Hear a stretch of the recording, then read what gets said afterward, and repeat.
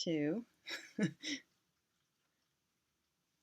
Hi everyone, I'm Cecilia Tan and welcome to my live video chat for the release of my brand new book, Taking the Lead, which is a rockstar BDSM heterosexual romance, just out today from Hachette, from the Forever imprint, which I love. They've been wonderful to me at Hachette, and I'm very excited to have a new thing coming out from them.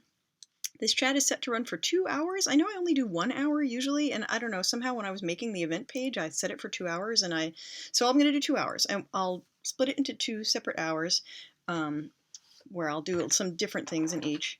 I'm going to read a little bit from the book. I'll answer some questions from people. I'm going to do some giveaways.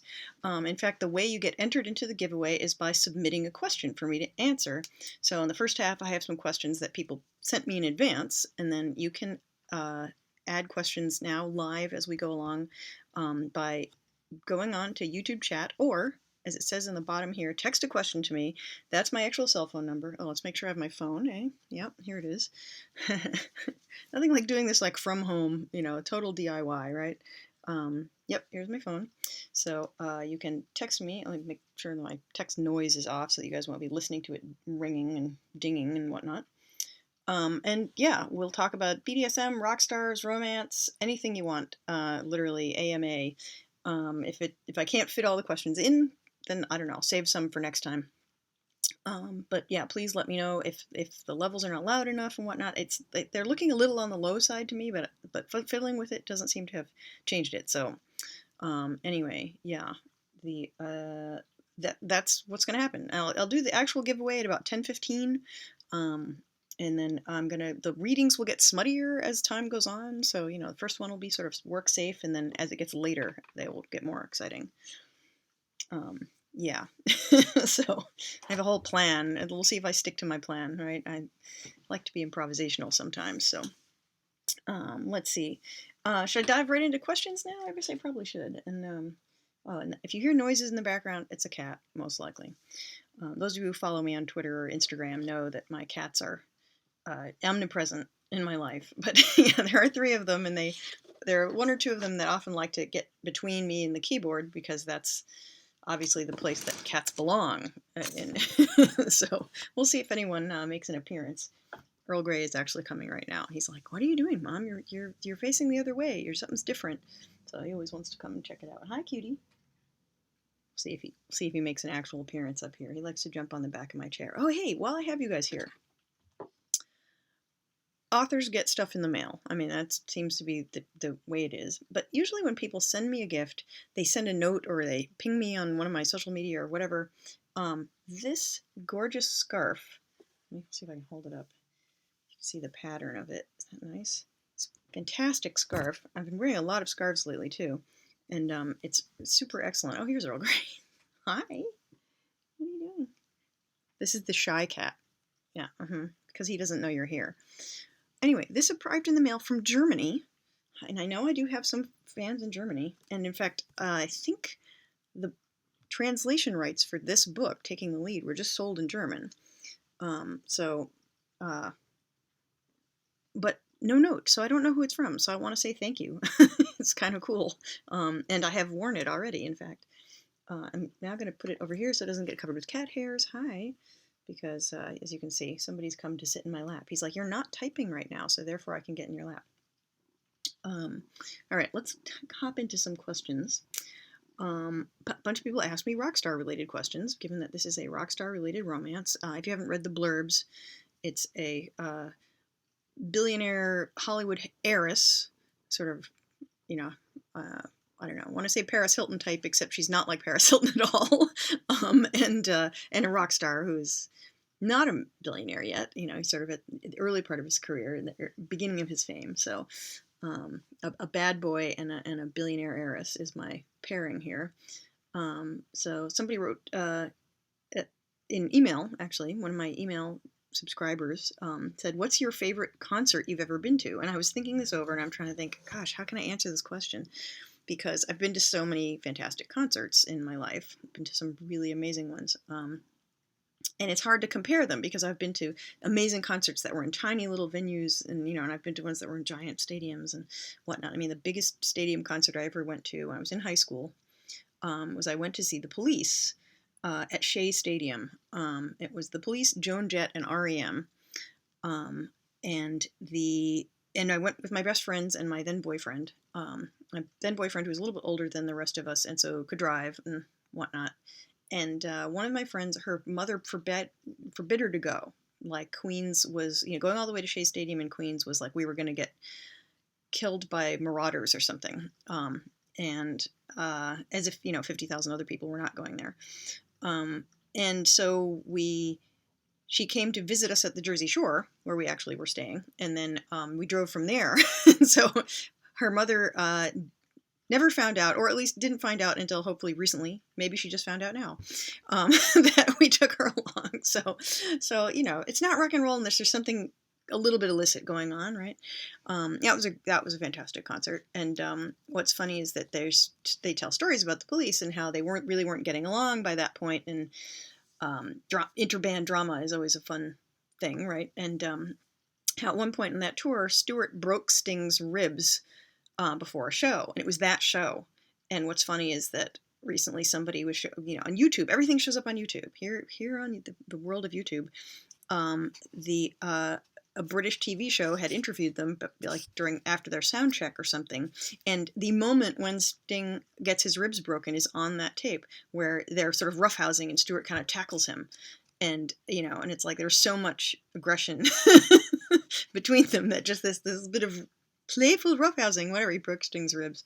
So it's kind of funny that he does that whole concert with broken ribs. The show must go on, though, right? The show must go on.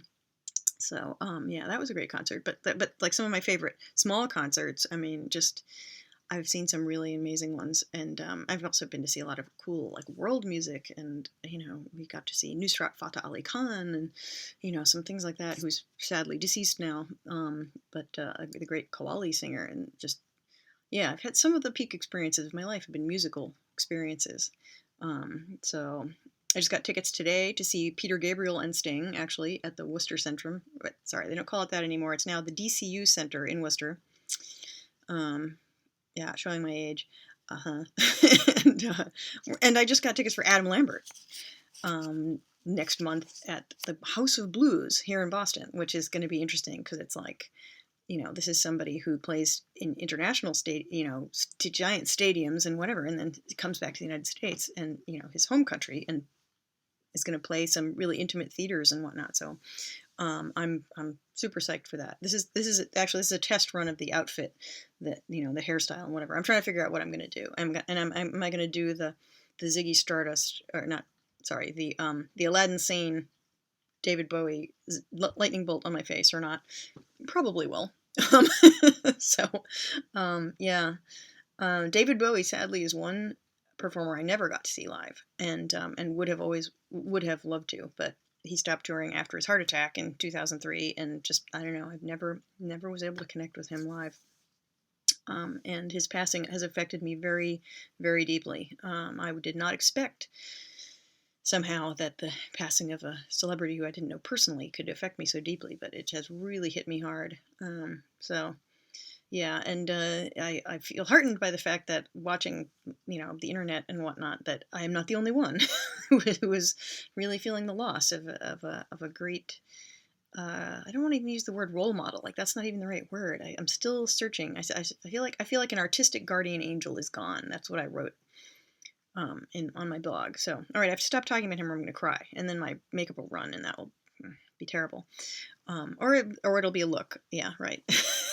So they've made lipstick that doesn't run now, but I still, every different combination of black on black eyeliner I've used, I always end up making it run somehow. I've got extra strong tears or something. I don't know. But yeah. So let's see. Kim wrote, what inspired you to make your heroine the billionaire? And this was the interesting thing, is that, so my previous series with Hachette was sort of in the vein of 50 Shades of Grey, because it was in the wake of 50 Shades being so huge, and so many people were like looking for the next thing that's like that, right? So Slow Surrender was the first book in the Struck by Lightning series, and it's he's a mysterious billionaire and she's sort of an ingenue, right? And that's the formula of 50 Shades, right? Which, by the way, did not make up that formula. I mean, that formula has been going on since the old Harlequin Presents decades ago, so it's a tried and true formula. It's like some things you don't mess with, right? So I wrote one in that vein, because it did well. I mean, Slow Surrender won the RT Reviewer's Choice Award. It got the Magnolia Award for excellence, and stuff like that. So I thought, oh, okay, I'm doing well with this. But I didn't want to write another one that was exactly like that. I wanted to mix it up a little, basically, and I feel like there are some people who do BDSM billionaire very well, and they may keep mining that vein, but I didn't want to just keep trying to dig that same hole, basically. So I thought, well, I still do kind of like the billionaire milieu in a way, though, right? I like it that there's the fancy cars and the beautiful mansions and so forth and so on. And I thought, well, if I make her the billionaire, the great thing about that is then the way the power dynamic works is that the BDSM aspects, the dominance and whatever, is going to only happen in the bedroom and in the dungeon, because she doesn't need his money. She doesn't need his influence. She doesn't need his mentorship, any of that kind of thing. It's like she's set for life. All she wants to do is lie by the pool and eat bonbons, and Snapchat. That's what this woman can do. I mean, she's inherited literally billions from her grandfather, who was a Hollywood mogul, right? Of course, our heroine does have a lot of ambitions to do things beyond that. She wants to be a top executive and make movies and, this, that, and the other. She wants to run the studio, and whatnot. But she's fresh out of business school and, whatnot. And so she's working her sort of first job at another studio to kind of learn how they do things and whatnot. And she's trying to impress her boss and, all the things that you do when you're a young woman trying to get your career in, male-dominated business started. And so then, of course, because it's me, there's always a contrast between the way her male bosses treat her, how they boss her around or, whatever, or belittle her or don't listen to her ideas, or, she brings something up and then someone else, a male team member, will bring up the same thing and he'll get the credit, that sort of stuff. All that stuff that's going on. And, the whole thing about Hollywood, casting many fewer women than, say, exist in real life, and very few women directors, and, whatever. So I tackle all of that in the subtext of what's going on. But then, meanwhile, she's a woman with needs, and she has tried to close them off because she believes that, if you're seen as too sexual a being in the business world, well, then people won't listen to you, because if they think you're a slut, then it's like that invalidates you in the eyes of these men who run the companies, which is, I think, true. And she's basically like, so she gets involved with this rock and roll bad boy, and at one point she says to him, she kind of accuses him in a way of making her feel like a slut, and he's like, I have never called you a slut.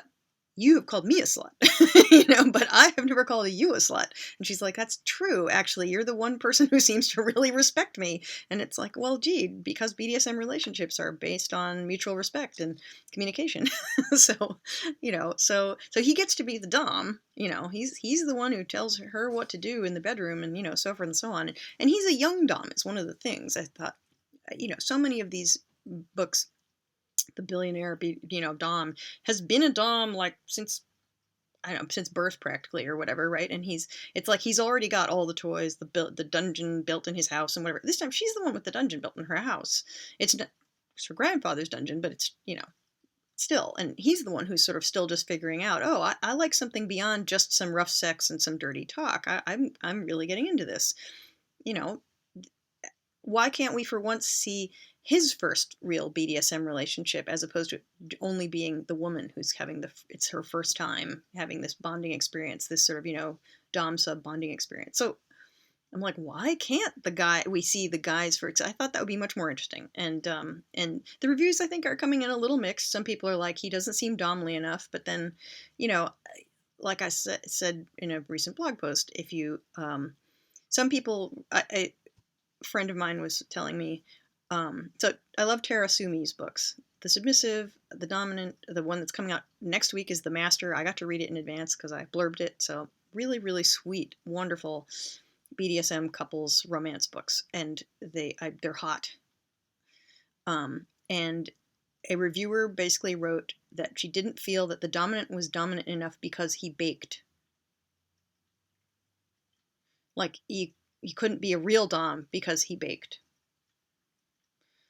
Yeah, I don't get that one either. But people have their preconceptions, obviously, and so forth. And I basically want to say, if your preconceptions were formed by reading 50 Shades of Grey and other things in the genre, understand that actually I want to write about real people, not just fantasy people. Like, there's a lot of fantasy wish fulfillment going on in my books, but being a 25 plus year practitioner of BDSM myself, and having been a lecturer on the BDSM education circuit and, so forth and so on, I think, I've seen a lot of different ways that it can go, and it's not always exactly the same. And I understand people, sometimes they just want the same exact thing. If I had a restaurant and I had white checkered cloth, red and white checkered tablecloths, and and an Italian name, and Chianti bottles on the table and whatnot, and then I came out and I brought you sushi, some diners would probably be shocked, and I would get Yelp reviews that were like, what the hell is this? Right? So try not to be quite so out there. But what if someone brought you, instead of just the regular old pepperoni pizza, they had on the menu, whatever, the pineapple and ham pizza, or anchovies, or some of these other things. I understand it's not going to be to everybody's taste, but I do think that for people who are ready for something that's ever so slightly different, and maybe not just the exact same billionaire over again, I think that's my job.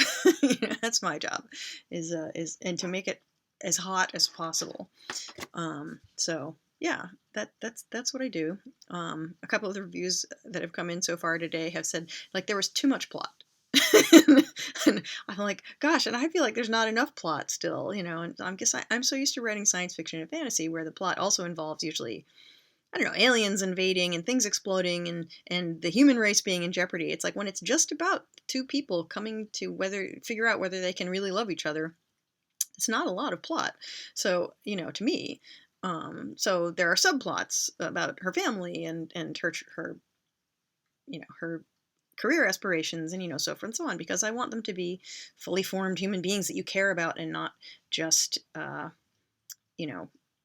merely, what do you call it, Barbie dolls, like, not just, well, this one's cute and this one's cute and let's make them kiss. All that's fun too. Right?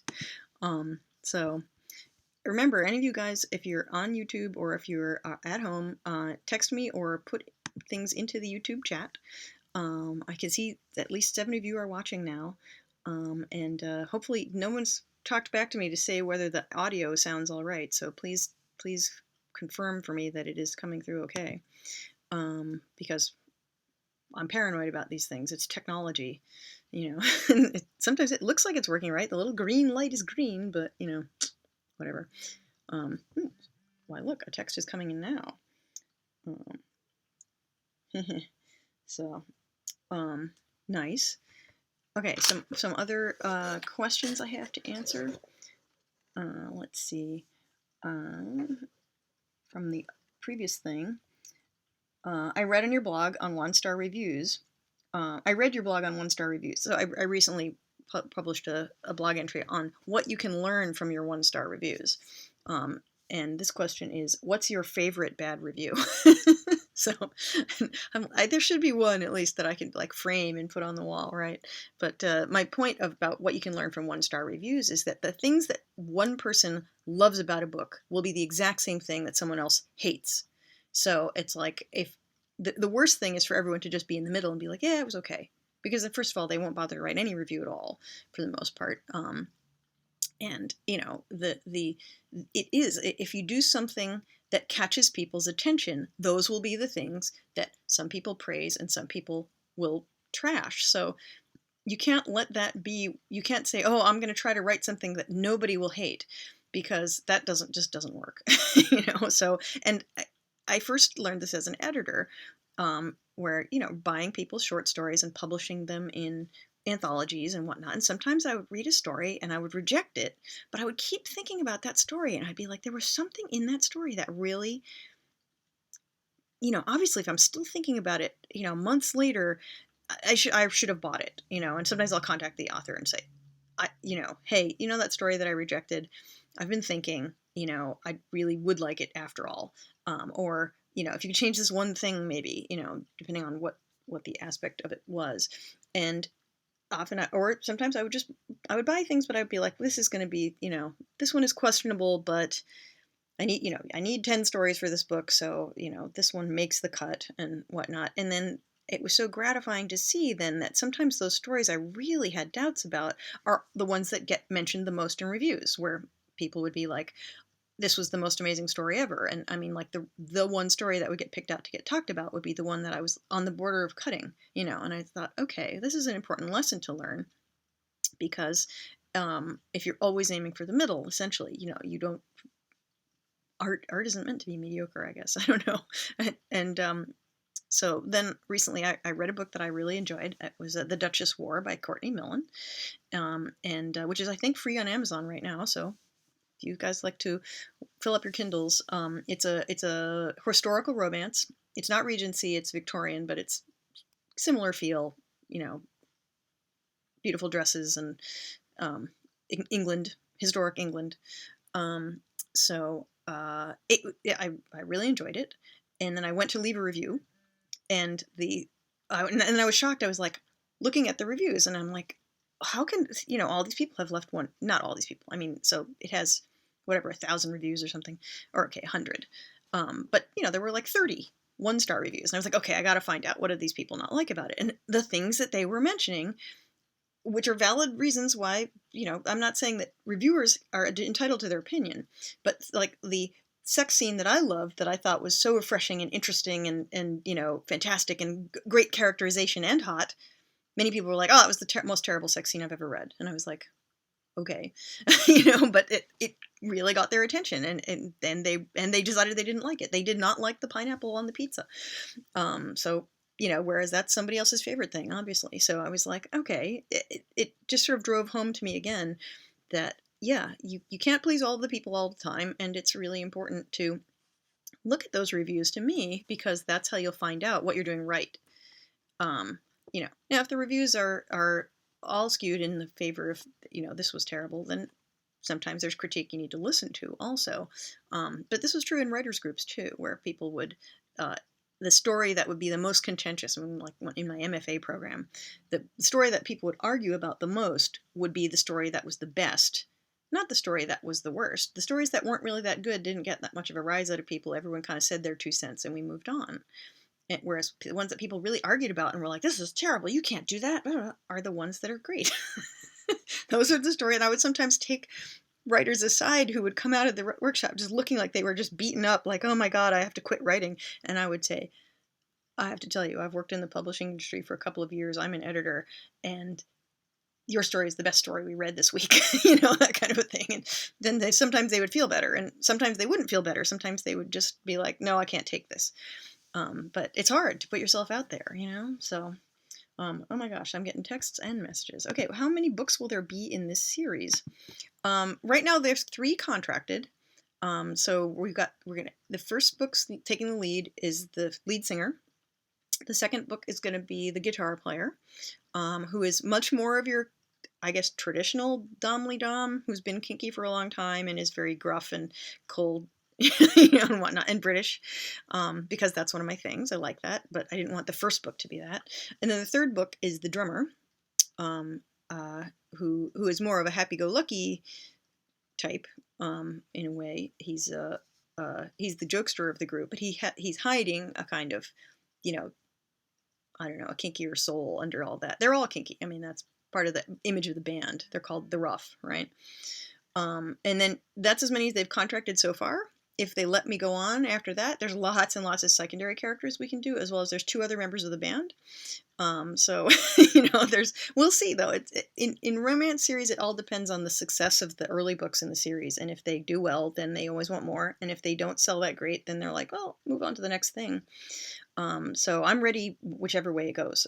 So, I'm ready. But right now there's planned to be 3. Wild Licks is coming out in, if I were smart, I would have had the postcard and whatever to show you of the cover of that one. Why do I not have that one here? everything's virtual now. I don't have visual aids, physical visual aids. Okay, if I was smart, I would have had a graphic of it to show you, right? I have a graphic of taking the lead to show you, but I don't. Maybe if I have a moment in a second, I'll try to show that to you. Yeah, Wild Looks I already did the cover reveal of, so that'll be out in August, and then the third book will be out a year from today. So every 6 month ish, 6 to 7 months. So.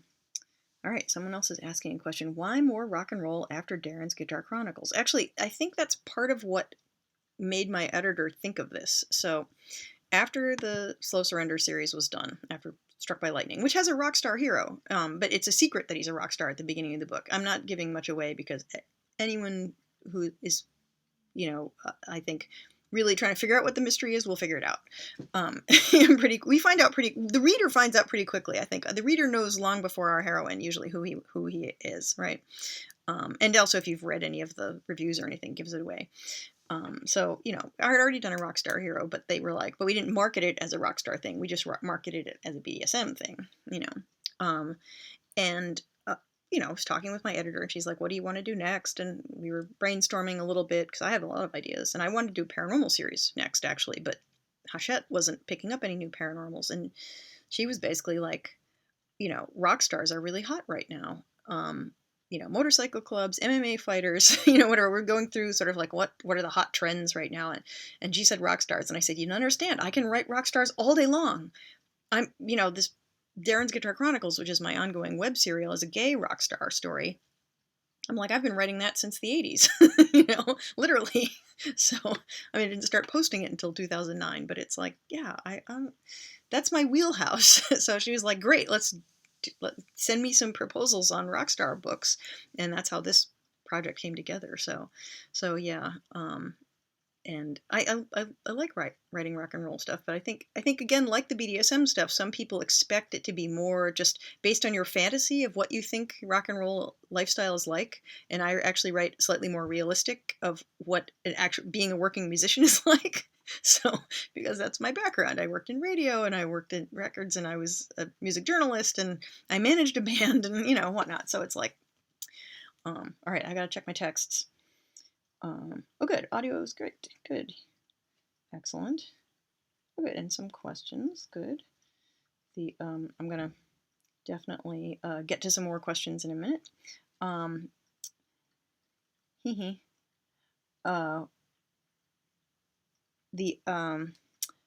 I know what I'm supposed to do. I'm supposed to plug my newsletter. Hang on. Let me see if I can get a graphic to come up. It says sign up at ceciliatan.com. I have to apologize. Yes, I have a MailChimp list. I send a monthly thing. It's what do you call it? Not my oops, sorry, I just clicked another thing and it didn't work. Here it is. Hopefully you can all see that. That's where the sign up bar is. Actually, I made it yellow now, so it's easier for people to see. Some people are like, I went to your website and I couldn't figure out where to sign up. And I was like, really? It's right in the sidebar, but the sidebar doesn't show up to some people on mobile browsers, and yeah, I don't know. Sometimes I can't tell what's going to be what. But I send a monthly thing, and so for example, this time around, my publisher sent me a box of 25 of these, and I had some people to send them to specifically. In fact, I still owe them to Christina Lauren and Tara Sumi. I need to send you your copies for having blurbed the book. One of the things they usually send you the book. So I need to send you guys your books. But I said, well, now I've got extras left over though. So I just put it on my newsletter. I said, this month, first 20 people to reply, or I think I said 12 people, but first 12 people to reply with your address, I'll mail it to you. I'll autograph it and send it. In fact, I sent a whole swag pack with pens and postcards and some other stuff, and I sent this out. I didn't really think about this, but I sent it out on a Friday night at like 10 p.m. because I work at all hours, and so it was the people who are weekend night owls who were at home reading their email who got rewarded for that by being the first people who could reply, and then I ended up sending 20 packages out. I had said 12, but then I ended up getting some extra ones, and so I sent out 20. So that's the some of the fun stuff that goes on in my newsletter, as well as I've got a poll going on right now about what people want to see in the newsletter. And what's interesting is that I'm shocked that people have said no to cat photos, but yes to recipes. So, I mean, I suppose they've been watching my Instagram and they've seen enough of my cats, so they don't need more of that. But they keep seeing me post photos of the delicious food that I'm making, and then they want to know the recipes. So, okay, fine. I'll put some recipes in, and people want to see book recommendations, which I thought was really interesting. And there is so much out there. I guess I can understand that people want some recommendations of what do I like to read. And I'm not reading for the Ritas this year because I didn't have a new book come out in the right time period to submit one, and you have to judge for the Ritas if you're going to enter. So this year I did not get a stack of romance novels to read, instead I went and read one that I had sitting in my Kindle waiting for me. So I don't really have a Kindle. I have the Kindle app on my phone because my phone is everything. People used to ask me in Harry Potter fandom, how do you think people get used to having to carry a wand everywhere? And I'm like, have you seen me more than 2 feet from this thing in like 5 years? No. It's exactly like that, I'm sure. So, some people have a holster, they attach it to themselves, other people just carry it, right? Exactly. The wand is the cell phone of the wizarding world. Anyway.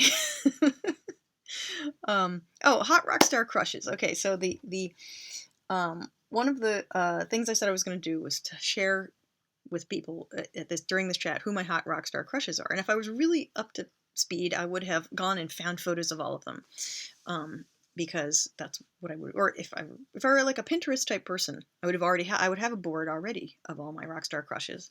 And I'm not as visual a person as maybe I could be. I should make that board here. Make note to self, make Pinterest board. My Pinterest is sadly underpopulated right now, I know. I've got stuff actually I need to put on it, and I just haven't gotten around to it. Life has been busy lately. I've been writing a lot of books. So when I'm at the keyboard, I'm mostly producing words and not playing around with pictures, but I would like to. They're fun. I like making collages and stuff. But so people are like, who are your hot rock star crushes? And I had to think back, because of course my early crushes were when I was a kid, and before I even really knew, right? I think, okay, you're going to laugh. This is going to show how old I am. My first big rock star crush was Andy Gibb, who, if you remember the Bee Gees, was the other brother who wasn't in the Bee Gees. He was like the fourth brother, and he had a solo career. They were Australian. The Bee Gees are the ones who sang Stayin' Alive and the Saturday Night Fever soundtrack and whatnot. Andy Gibb, their blonde brother.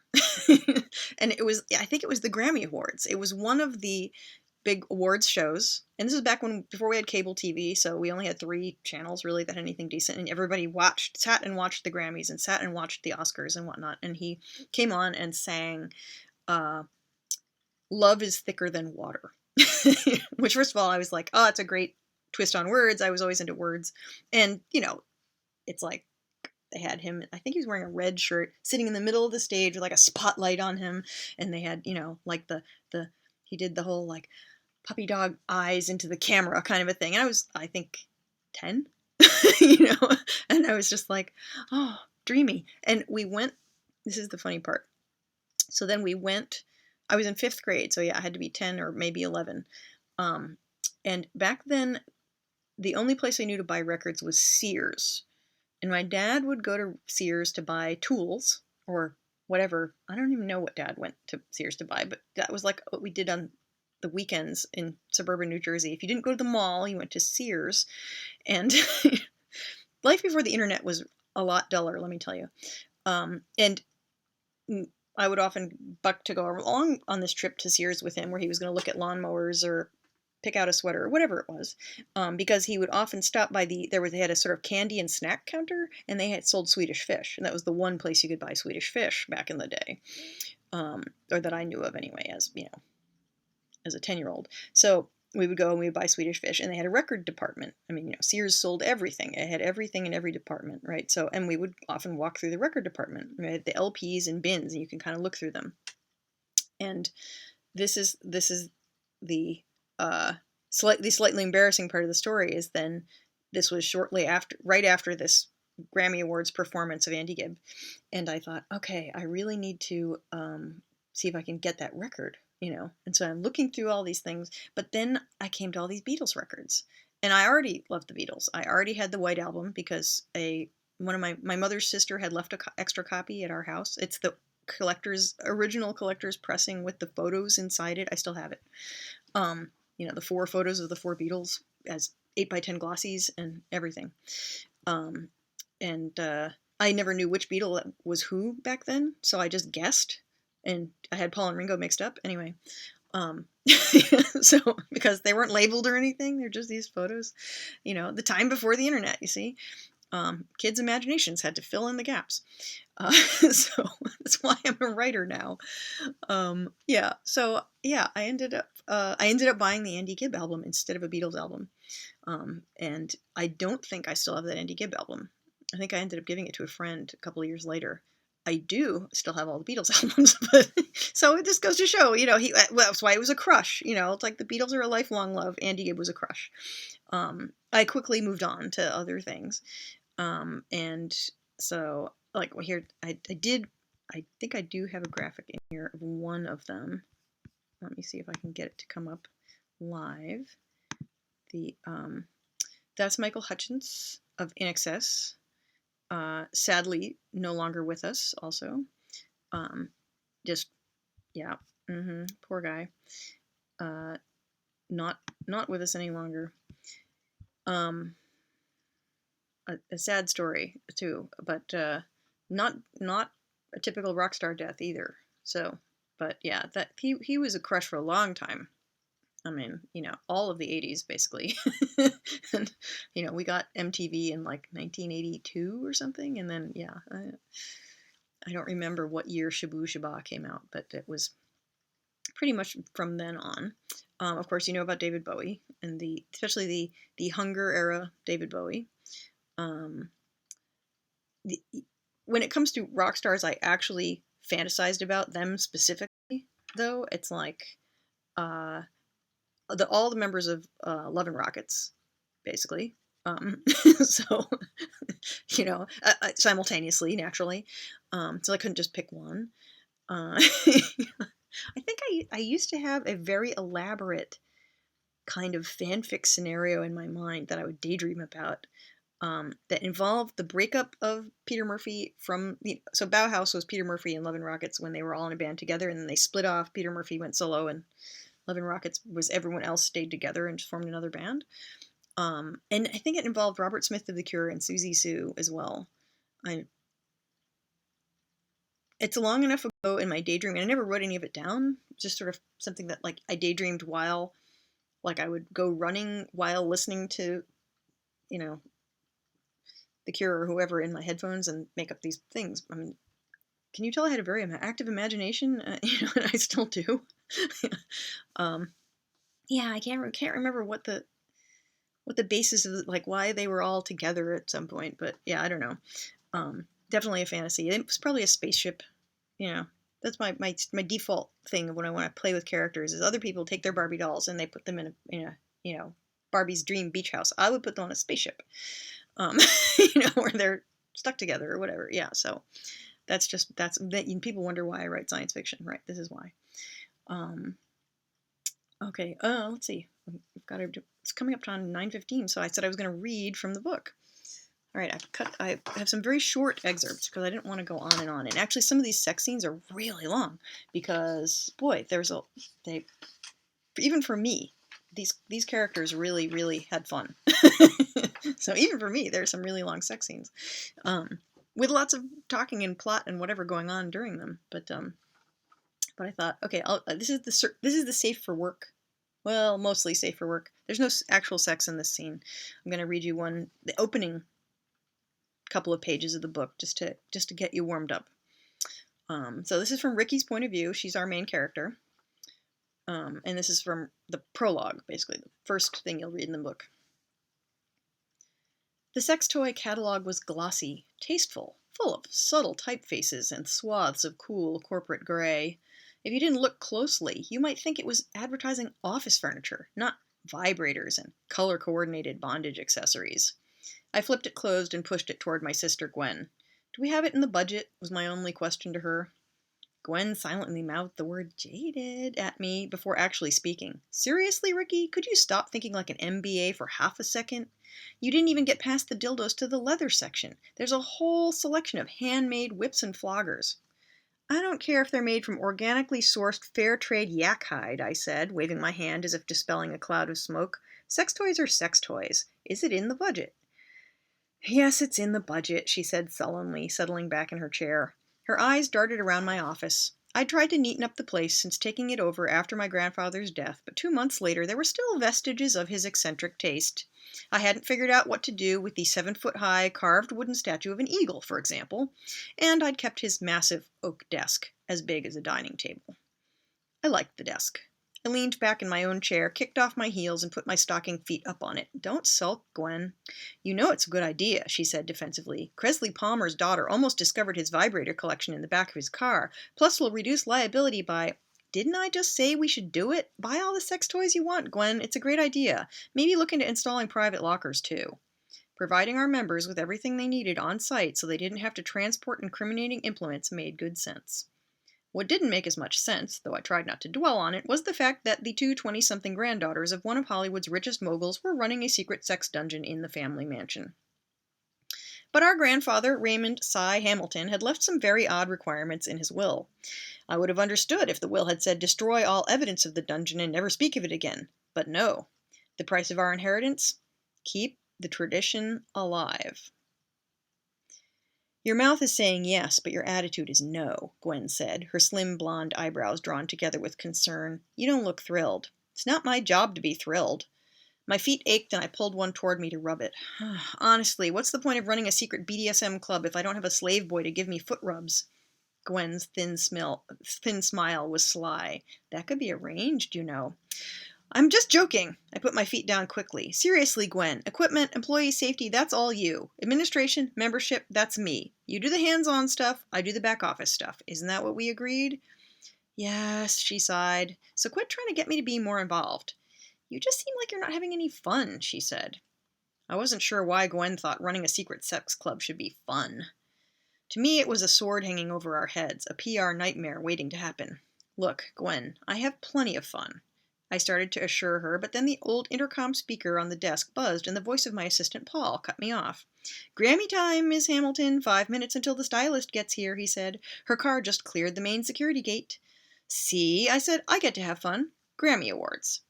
Gwen gave me a skeptical look. Yep, you look over the moon about it. She swept up the catalog. I'll be watching TV with a bowl of popcorn and get into my party dress later. I sighed. Why did her evening sound so much better than mine? So there's our introduction to Ice Queen Ricky Hamilton. And it will be Axel's job, of course, to melt that ice. Pardon me while I have a sip of tea. Those of you who follow me on social media know I'm addicted to tea. I'm drinking a Forever Monkey-Picked Oolong. That's right. Let's see. By the way, if you go to my website this week, and it tells you, and you can do some kind of a malware warning, don't worry. Malware has been cleaned out, but the warnings take a while before they stop popping up in, whatever the different, Norton, whatever the different warning services are. I have a security service. They are on it, and the site is clean. Check today. It's clean. So let's see. Have I told you the giveaway details lately?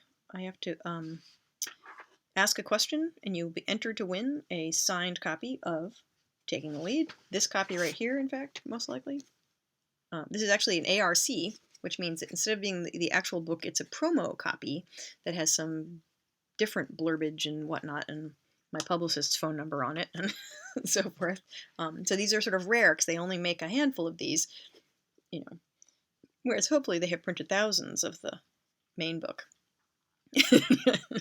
I don't actually know what the print run was on this, but I think on Slow Surrender it was like 10,000 something. So kind of cool. I like my publisher. My publisher is great. I sent them cookies.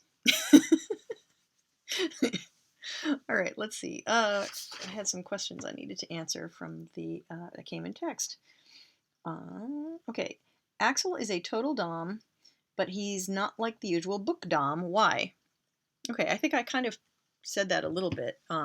Yeah, the typical book dom is, you know, I think the Christian Grey type, right? It's like he's been a dom for a long time. He's already got all the toys. He's whatever, and he's into, and the typical one, I mean, like Christian Grey, is sort of into SM because he can't express himself any other way. I mean, James in Slow Surrender was like that. That he was very, very emotionally closed off and could only express him. He only felt safe to express himself through the rules of a sort of SM engagement.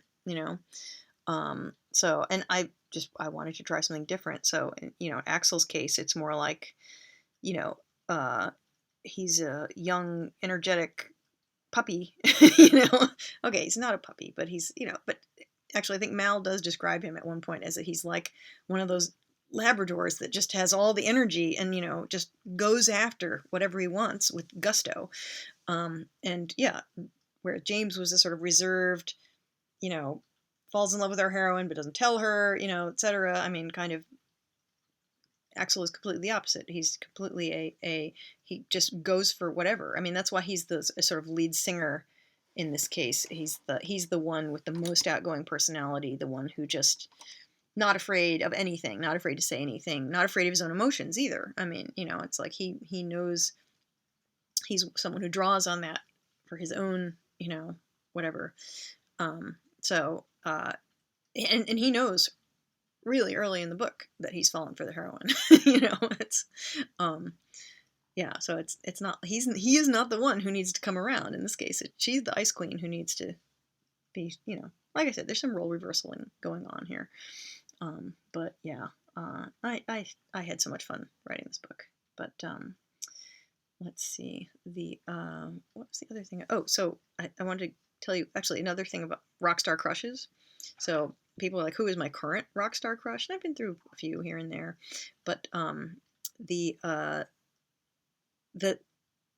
some people base their characters on real people. Mine are not. Usually they're just, people are like, who does Axel look like? And I'm like, he looks like Axel. He doesn't look like anyone in real life. And if I were casting a movie, I would have to say, okay, you take this guy but give him blonde highlights, or take that guy but make him taller or shorter, or whatever. I mean, it's just, yeah.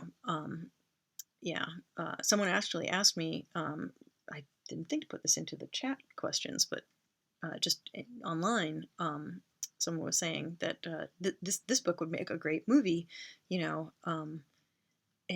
who would you cast in it, kind of a thing. And I'm like, I don't know. It's sort of they said you'd have to cast good actors, not link bait actors.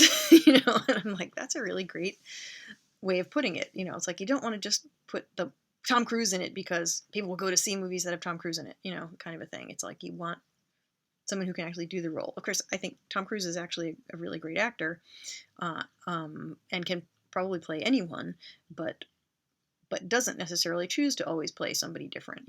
Like, or you look at the career of Johnny Depp, and he's played so many different types of characters, or Brad Pitt for that matter.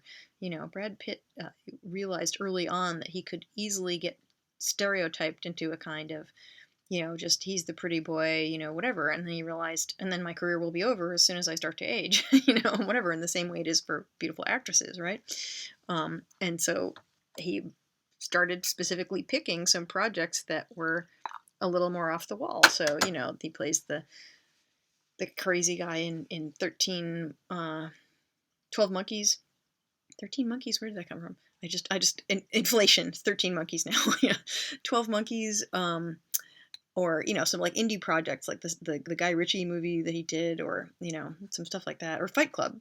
It's just like, that are very against type of like, oh, okay, I'm not going to play the pretty boy romantic love interest here. I'm going to play a completely nutso, whatever. And it's like, I think he plays insane characters very well. It's kind of great, but so okay, but not Brad Pitt, because it would have to be a younger Brad Pitt to play Axel, who is supposed to be, in his late 20s, in mid to late 20s. I can't remember exactly how old he's supposed to be.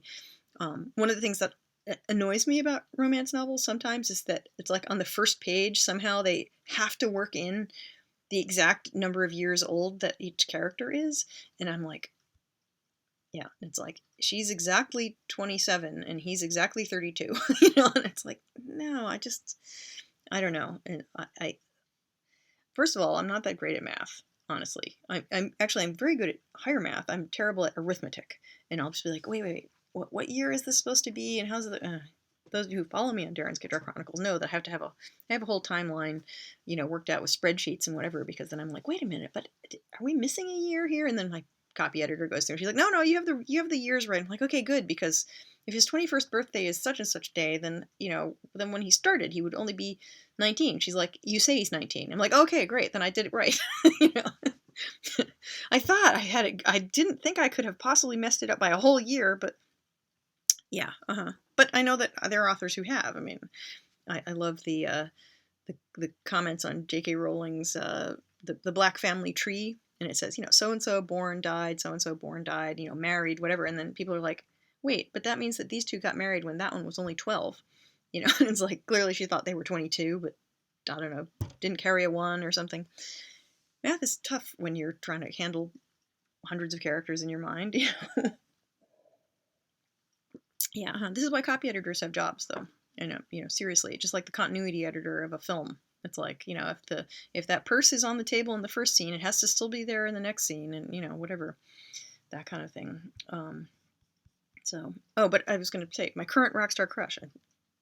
That was the question I was going to answer. So, book 3 of this series is going to be Chino Garcia, the drummer of this band, who is from LA. He's the one who's actually from LA, which is where most of this takes place, in and around Hollywood. He's the one who's actually from that area. It's going to be his book, and I just flat out based him on Dave Navarro. So, I mean, come on. So, and they were like, no, we cannot put Dave Navarro on the cover of the book. Sorry. So, oh well, do what you can, right? But yeah, you want to see that again? Somebody's waving at me. Dave Navarro, come on. So, and I guess Dave has made himself into a kind of all around, man of all media thing, where he's got the Ink Master TV show, and there's just been a documentary made about how his mother was killed, how she was murdered when he was younger, which is, not the kind of thing that your average just celebrity is going to take part in. So I'm fascinated by him entirely, from the history of Jane's Addiction through then, that was him on tour with Michael Jackson back in the 90s, when Michael Jackson needed a guitar player to go on tour with him. That was Dave Navarro. And you're like, wow.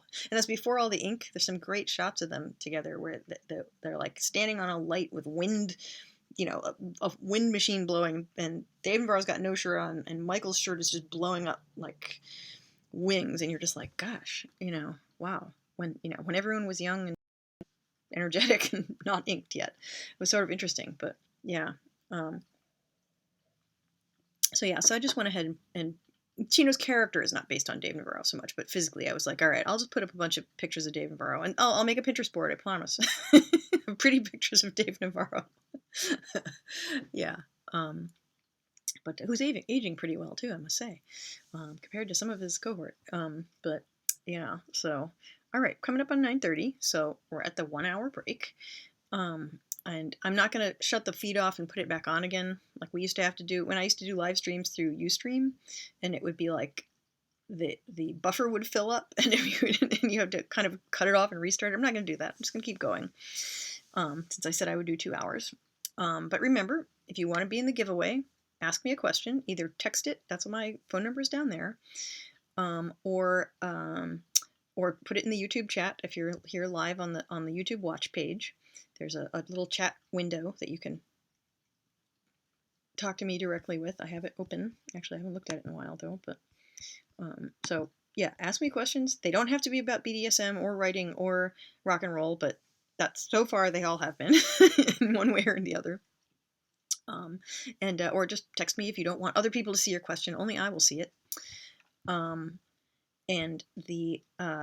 it means that I will then have your phone number, but I promise I will not text you back drunken in the middle of the night. Promise. Okay. Despite my appearance of my rock star lifestyle, I won't do it. I promise. So, feel free to work in a Bill Cowlitz type character.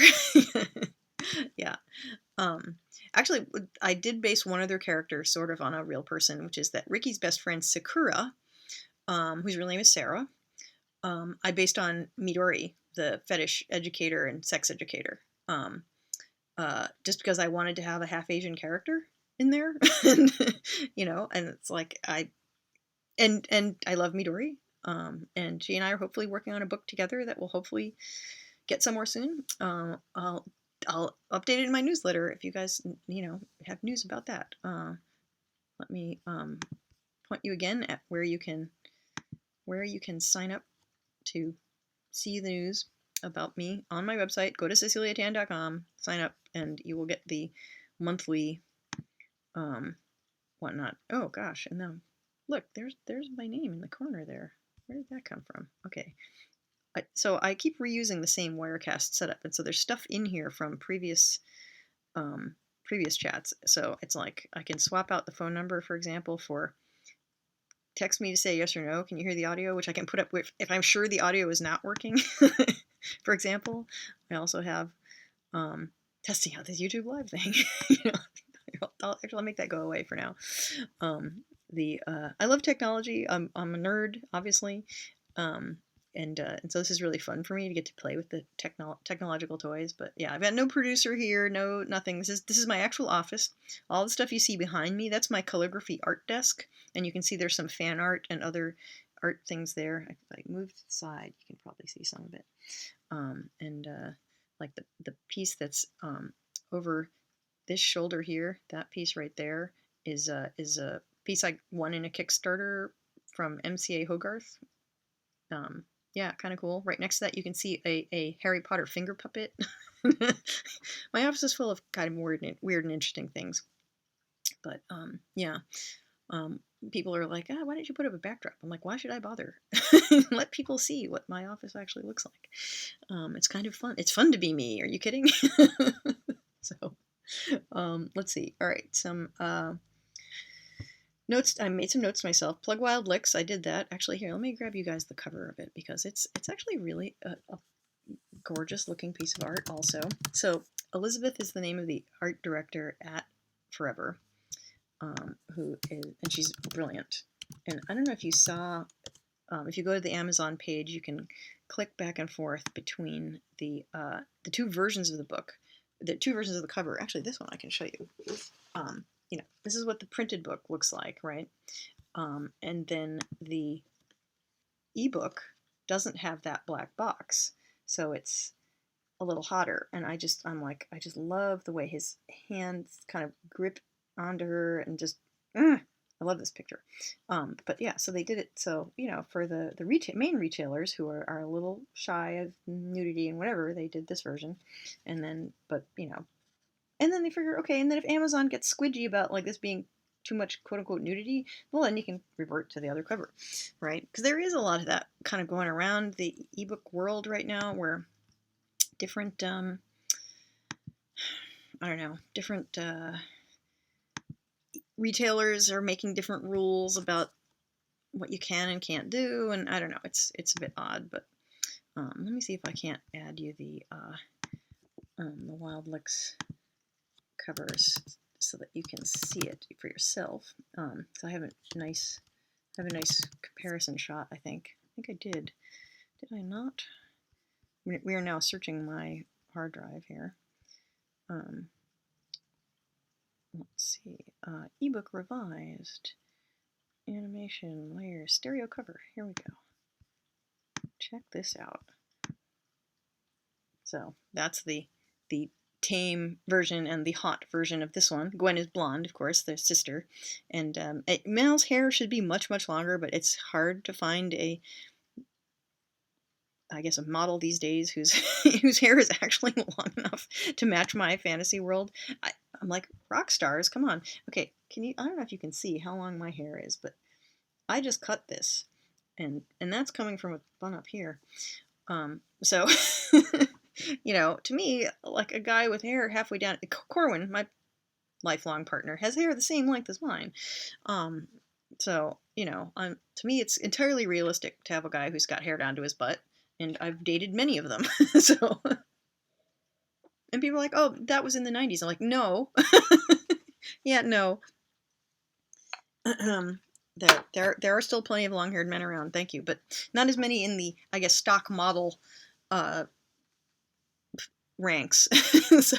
so yeah, so he needed longer hair, but they were like, yeah, we can't just paste a ponytail on him, that just doesn't work. So but Elizabeth did a fantastic job with these. I love these covers, they're just yum. I love them. Hopefully bookstores will love them too. So all right, send me some more questions. I'm gonna read another little scene. I've got 2 little scenes left. Now they're going to start to get spicy now that we're after the 9:30 mark and more kids have gone to bed, right? Or some of you who are on the West Coast have left work, hopefully. Or you work at someplace like here, where like I say, it's not safe for work unless you work for me. So there's a limo scene. There might be more than one, actually. So I wanted to make fun of myself a little bit because there's so many limo scenes in Slow Surrender, and the Struck by Lightning books in general, where the limo driver and James's limo is like a, like his armored car. It's all symbolic of his, armored heart, right? I just made that up, but but I thought, okay, let's have a limo scene in a very different kind of limo, and I won't tell you. You guys have to read the book to find out exactly how they end up in this limousine and whatnot. But suffice to just say that our hero Axel has grabbed Ricky, and then they have ended up in this limousine. So I'm just going to read you a little bit of this scene. This is again from Ricky's point of view. We were halfway lying down where he had landed in the spacious interior of the car. It was one of those ridiculous tourist limos, suitable for bachelorette parties and the like, the interior lights cycling through a series of colors and a miniature disco ball throwing sparkles of light everywhere. Given that he had just taken off without getting any directions, this limo driver had to have been hired by Axel in advance. Where are we going? I wanted to ask, but I made the mistake of looking into those intense eyes of his. For a moment, he looked as if he might say something. Instead, we kissed. One moment we were staring into each other's eyes, the next moment our lips were sealed together. And I thought I was breathless before Axel Hawk could kiss. His mouth was sure and firm, never still. He coaxed mine open, and the more we kissed, the more I wanted to kiss. He varied the pressure, never letting me take the lead, but not overwhelming me either. His tongue teased, and I felt the kiss all the way down under my gown. This was everything I wanted, but nothing that I expected. This wasn't anything I could have imagined actually happening, and with every cell in my body focused on him, on where we touched, on the way he moved, there wasn't any brain power left to think about anything else. As the kiss went on, the tingle between my legs grew to a warm center of pleasure and then to an outright ache of need. When was the last time I'd actually wanted like this? When was the last time I had let myself want anything like this? Then I was gasping for breath and trying to understand the words that were pouring hotly into my ear. Should I stop? No, don't you dare stop, I thought, but I couldn't let myself say that. You should, but... I'll stop when you say the word no, then, he murmured. Where are we going? I asked, thinking I'd distract him. Sakura's, he answered, and began kissing me again. And I was kissing him back. It was simply too good to stop. He flattened me under him, a hand on either side of my head, while his tongue did its wicked work inflaming me. Lying like that, the hardness of him was excruciatingly close to that place where I ached. I wriggled under him, telling myself I was just trying to wriggle away, but I was actually trying to move the hottest part of me against him in just the right way. Then came a moment when my writhing almost dislodged him, and he shifted his weight to pin me completely. To see what would happen, I tried to actually wriggle free and found his arms and legs moved to keep me in place. Being pinned like that sent my desire surging. It was like a tide that had been coming in gradually, suddenly hit a wall, and waves of need leapt up, splashing and swamping me. I freed my mouth to take a deeper breath, and his mouth moved down to my neck. How he knew where that spot was, that was like a direct line to my clit, I don't know. Maybe he found it by luck, but once he did, he didn't let up. The zone was just below the array of diamonds of my choker, and his tongue worked it softly but relentlessly. I moaned. Why was I trying to push him away? My hands were pushing at him, but he was not letting me deter him from his goal, which seemed to be licking my neck like his life depended on it. He had a bit of stubble on his chin, but instead of giving me rug burn, it was only making my skin tingle all the more. I was trying to push him away because it was too much. It was too ticklish, too stimulating, and yet it wasn't. Because when I didn't succeed in dislodging him, I didn't shatter in a million pieces. I melted even more. And so the game went. He didn't let up pleasuring that spot on my neck with his mouth, and every time it got too intense for me, I'd try to wrestle him off, and he wouldn't let me. Each time I tried to fight him off, and he didn't let me win, I fell deeper and deeper into his control. I could say no, isn't that what he said? But I wanted to try to push him off, to see if I could, or to see what he'd do, where his limit was. But I wasn't close to Axel Hawk's limit. He was single-minded in his goal to make me writhe. One of his hands strayed to the nipple that was pushing at the fabric of my gown, and his thumb brushed it, teasingly light in contrast to the never-ending motion of his tongue and mouth. I felt my clit twitch with that touch. It almost felt like he could make me come like that, without ever getting into my panties. Amazing. I had never felt a touch like that. I tried one more time to get free.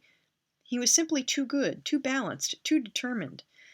I was along for the ride, I realized. This was completely on Axel. It was as if my body finally caught up to what my brain had been trying to tell it, and I stopped fighting him entirely. I surrendered to the incredible gift of the sensation building in my nerve endings. Instead of trying to push him away now, I was grinding against him, pulling him closer, harder, needing something. I'm gonna come. Yes, you are, he murmured against my neck and shifted position ever so slightly, letting me wrap my leg around him. I'd never come with all my clothes on before. I'd never come in a limousine before. I'd never come in a one-of-a-kind Chanel dress before. And I sure as diamonds had never come rubbing myself off on the boner of a rock star of questionable sanity. You can ask me later whose sanity was more questionable. There's another little taste of what's going on. I'll read one more little section in a little while that's from Axel's point of view. So the book alternates between their two points of view, which I think is always fun. The Slow Surrender books were all 100% in Karina's point of view, and so many people were like, but they wanted to know like what was going on in James's head. And I said, well, that's the whole mystery of what's of the book, is what is going on in James's head. So this time we're going to see right into Axel's head right away, and find out sort of what things are like. And I guess this is one of the things too where people are like, I'm a switch, which means that I can be a dom or a sub depending on the situation and the person I'm with. And the thing that's interesting is that even the domliest of doms, we talk about this a lot in classes at things like the Fetish Flea Market, which was is still a BDSM community event here in New England that I founded years and years ago, over 20 years ago, and now I go and I sell books and I teach classes and whatnot. Is that like the whole lesson of, well, the reason you blindfold your submissive is so that they can't see you messing things up. It's like you want to create a perfect fantasy for them that you are 100% in control, that you'll never make a mistake, and so forth and so on, because that's the fantasy, and we are trying to recreate a fantasy in a BDSM role, but that's not the reality. The reality is you're human and you have needs and you make mistakes and so forth and so on, and that if real people are going to go out and do these things, we have to be realistic about it, while at the same time creating as much of an environment where the fantasy can blossom in your mind. So it's a very bonding thing for two people to go into the world of fantasy together, but it's also a very bonding thing to know what the reality is behind that. So that's a little bit of that. So we get to see a little bit of Axel's thinking, and I'll read a little bit of that in a little while. But it is 9:45. Let me see what's on my schedule. I have some more Q&As to do. Some more questions have come in. I should check the chat window again. I've got too many windows open. Nope, that's someone else. I seem to have lost the chat window. Where did it go? Let's see. Where? Oh, there it is. Okay, found it. Any concerns about the comparisons between the character and Axl Rose? Not really. He's not really an Axl Rose type, and I didn't spell it the way Axl spells it, but I actually was not going to call him Axl at first, and then I don't know. We went through a bunch of different names, and then I don't know, landed on this one somehow. I think in an early draft he was called Alex actually, and then I was like, I already have a character named Alex in like every other book, so so too confusing for my poor readers. I know it's a common name, but and some of them are male and some of them are female, but we ended up with Axl. But yeah, he's personality wise really nothing like Axl Rose. But I suppose I could have worked harder to try to find another name, but it just seemed to fit, and there are a bunch of jokes about it where, people are like, is that your real name? And he's like, why would I have chosen a stage name to name myself after a part of a truck? And I don't know, stuff like that. And no figure skating jokes. I should have worked some of those in too, but yeah. Let's see, a couple other questions have come in. Here's one from, I guess, an aspiring writer. I want to write BDSM, but I don't live in a place where I can play with people. That's not my life right now. How can I get it right? So, I never answered the question earlier. One question. So earlier someone had asked what was my favorite bad review. And I never said actually what my favorite bad review was. I talked about learning things from them and whatever. But so my current favorite bad review, and it's not a 1-star review. This is the interesting thing. This one is actually like a 3-star review. Is someone posted on Goodreads a couple of days ago saying that it's too bad that I didn't do my research. that I can't remember the exact quote. I posted it on my Facebook page and on Twitter where it says, this BDSM didn't seem realistic. This author really needs to do her research and learn more about the lifestyle. and it was funny. And I posted it because it was funny. I'm like, anyone who already follows me already knows that, that you don't win the Lifetime Achievement Award from the National Leather Association for not knowing what BDSM is. So it was interesting. And I don't want to make fun of this reviewer too terribly much because I'm sure from her perspective, and she's the one thing that was really valid. She said, this didn't feel realistic to me. Your feelings are 100% valid. And I know I'm presenting a slightly different view of BDSM than what is commonly shown in romance novels. But because many romance writers are doing it by research and not by the experience they've lived. And the thing is, just because something's actually real or factual doesn't mean it should be in a book. I'll say there's a difference between realism and verisimilitude. This is one of the things we learned in my MFA classes, right? But it's like, so you wouldn't write down word for word what people say in dialogue and then try to defend it as good writing by saying, this is realistic. This is actually what people say. You say, okay, but you don't want it to necessarily be 100% real. You want it to be good fiction, means that you have translated it into something that your reader can understand. And if I have failed to make it seem realistic, maybe part of that is my job, right? And maybe part of it is just the perception of someone whose experience, she doesn't say in the review whether she has any personal experience with BDSM. Maybe her experiences are drastically different from mine. That's also quite possible. So, but I thought it was funny. And I think the post on Facebook has like 83 people answered back going, LOL, oh my God, So thank you, Facebook followers, for validating me. But obviously this was also a reviewer who didn't read the bio in the book. But kind of a thing. But actually, it's possible that my bio has been vanillaized. I haven't actually looked at what it says. Yeah, so like it might be that she only read the really short bio that's on the back, which basically just says Cecilia Tan writes about her many passions, from erotic fantasy to baseball, blah blah blah, and talks about the awards I've won, and doesn't say, and is Kinkster laureate, which is sort of what I feel I am basically at this point. It's like, yes, has been writing about BDSM and living the lifestyle since 1991.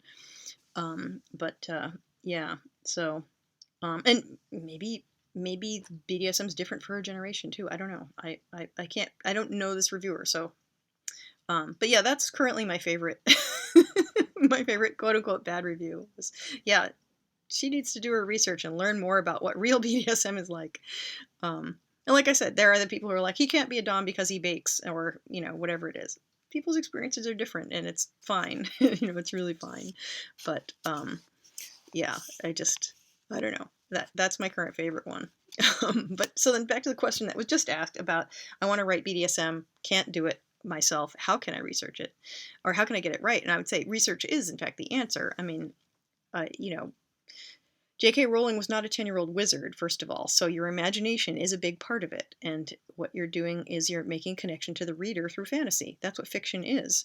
So, you're taking an idea in your head and you're putting it into their head. That's the act of fiction writing. And the clearer that picture is to you, the clearer it can be to them.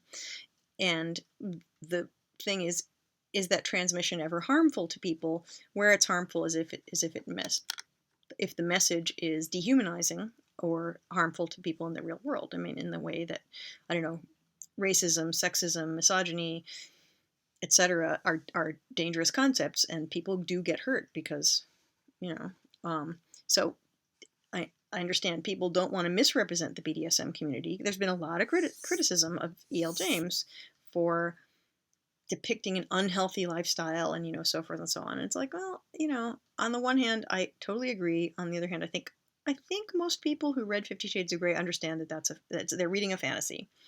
And hopefully they understand they're reading a fantasy, and that it isn't meant to be sort of like, this is how all BDSM relationships are. It's, I think she clearly presents him as, he's broken, he needs to be fixed, and so forth.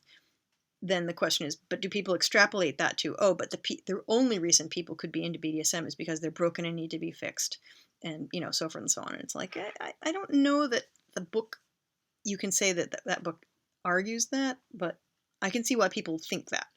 And I obviously don't think that people are broken and need to be fixed. So I think the main thing is just, are you representing your character? And the thing is, in romance, we are representing sort of archetypal characters a lot of the time.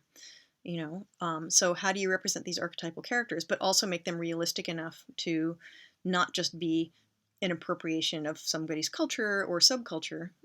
So I'd say, research. There are lots of people in the BDSM scene who are exhibitionists, who don't mind, who love to talk about the sex they have and so forth. There's YouTube videos. There's, I love how this is kind of a new thing. I mean, over the last couple of years, a lot of the things that come out of the kink.com porn universe in San Francisco, they often have a little interview with the it's usually male dom, female sub in a lot of their videos, but sometimes they're not. They have some really great ones that are male, and that they have a great series called Men on Edge, I think, and it's all mostly like some straight, some gay porn stars, and they tie them up and essentially orgasm denial them for hours on end, and then make a video out of it. And it's and they're two, and the guys who do it to them, it's these other men who are doing it to them, really devious, these guys. I mean, it's like, and they hang the Hitachi magic wand from a thing, and then they do a thing and they tie him like this, and it's great. It's best porn ever as far as I'm concerned. And it's like, and the thing that's great about it is that nobody's getting off. So you can see how my brain works, right? It's really fun though. But a lot of the things they do, it's like, they have, a guy ties a woman up and spanks her and she screams and, whatever. And he tortures her with spraying her with water, whatever the numerous things are. He puts clothespins on her, whether they're common things or uncommon things. And at the end, they have a little interview with them where they're in their post-scene glow, and they're just like, that was the best thing ever, whatever. And they chat with them for like, several minutes. It's really kind of fun, and it's like a really interesting kind of PR move in a way to say, yeah, okay, the whole point was that we just had a lot of fun. In the same way that, I don't know, people who like to jump out of airplanes, with parachutes and stuff like that, when they get down to the ground, if they are the kind of people who like doing it, you know, they're all exhilarated and happy when they're done with that. They're not just like, oh my God, thank God that's over. You know, like that's not what they're like, you know, or extreme skiers, you know, okay, occasionally you have a close call and you're just like, whoo, okay. But then you're like, you know, you're happy when you get to the bottom of the mountain and you're just like, yeah, I did it. I made it, you know, whatever. So it's like, I think there's a lot of common things between extreme sports and extreme sex, you know, so it's like you've got your safety equipment, you learn how to do it, you work up to it. You have to be with people you trust, you know, all that kind of stuff. But yeah, I used to be a freestyle skier too back when. So yeah, I've always liked strong sensory experiences, you know. So this is why I'm into food now, right? I'm into gourmet food and whatnot. Just sensualist, right? That's what happens. But anyway, so to answer the question was just, yeah, do your research. That includes not just reading romance novels, but, you know, there's lots of how-to books out there. They can be kind of boring, but they can also be interesting. And there's lots of people you can talk to. Go on a site like fetlife.com, which is basically like Facebook for kinky people, and, you know, make a profile. There are discussion groups. You can go in it. There are groups like called with names like Ask a Dominant Woman, you know, and 90% of what's posted there is, you know, ridiculous. And like they're just subby men who are just trying to get attention. If you're asking a genuine question like, I'm a writer and I want to know blah blah blah, people will answer. Genuine people will answer. So, you know, yeah, do your research. And you can get it right. You really can get it right. There are a lot of writers out there who, for whatever reason, are not a 10-year-old boy wizard, you know, and have to, you know, have to make do with the, you know, I spoke at a writers conference recently, and and one woman was basically like, you know, she's in a wheelchair, and she's, you know, she's like, I've been in this wheelchair since my 20s, and she's like, I don't really remember what it was like to be she's like, I've never been as physically active as the characters because she had always been in poor health, you know, and whatnot. And she's like, she writes all these athletes, and she's like, that's part of my wish fulfillment. But she's like, but I research what, you know, what training is like, what locker rooms are like, you know, all these things, because she's like, that part of the thing that's interesting to her is getting it right, getting that stuff right. You know, so kind of cool, you know. I thought that was really interesting, and that, you know, she's gone to her local sports teams, you know, and whatever, and her local like college teams and whatever, and like interviewed the trainer to get more information about like, okay, well, like what kind of things do they do, and, you know, whatever. And then she knows a ton about medical physiological stuff, you know. So it was like, okay, that's really kind of cool. And she writes vanilla books, but always about athletes. So there seem to be a million hockey romances now. Have you noticed this? I have not read any of them. I'm not into hockey, but I keep seeing hockey coming up. I think that's kind of cool. I love that there are, you know, so many ways to for people to get involved in things and to keep coming up with stuff. It's like, yeah, of course, that pushes your brain in another direction. I'm fond of baseball myself. Look, Earl Grey's back. Hi, what are you doing? Where are your brothers? How come you're the only cat up here today? Huh? Yeah, you can come on my lap. It's all right. Hi. Yeah. It's usually Oolong, who is the one who looks sort of like him, but not exactly like him, who is all in my face during these things. But I guess he's having a nap somewhere in there. Hi. All right. We've got a half hour to go. I've got a couple of questions in the queue here. I wanted to, let me see. I need to look at the chat room. If anyone's asking any more questions. I'm going to try not to get the cat's tail in my lipstick.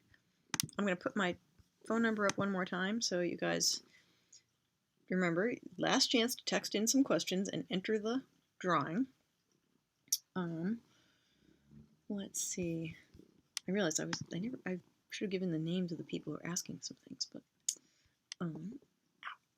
The cat has settled in my lap, and then he went with his claws to hold onto my knee. I don't know why he does that. Sometimes he does that, sometimes he doesn't. It's like he just wants to make sure he doesn't fall out of my lap. I don't know. If he falls out of my lap, I'm in big trouble because he's hooking on. But All right, let's see. Okay, here's one. I like BDSM and romance, but I'm a female dominant. Can you do a book where she's the dom, please? Now that I've done one where she's the billionaire, but she's still the sub. Actually, the book I just wrote and turned into Tor Books for the paranormal series that I mentioned earlier, it's called The Vanished Chronicles. And that first book, the main couple is a female dominant, male submissive. And that was really fun to write. And I feel like within paranormal, as opposed to just plain old contemporary romance, I felt like I had more, not more permission to do that, but it was easier to do that and make it fit into the story. So it's The Vanished Chronicles is basically it's paranormal, but instead of there being vampires, there's a kind of a form of ancient ritual magic that gets triggered through BDSM and blood play. So maybe that's where all the vampire myths originally came from. We don't know. And it's modern day New York City, and a magical conspiracy is going down, and our heroine gets sucked into it, obviously, because of her amazing, her amazing I am the protagonist powers.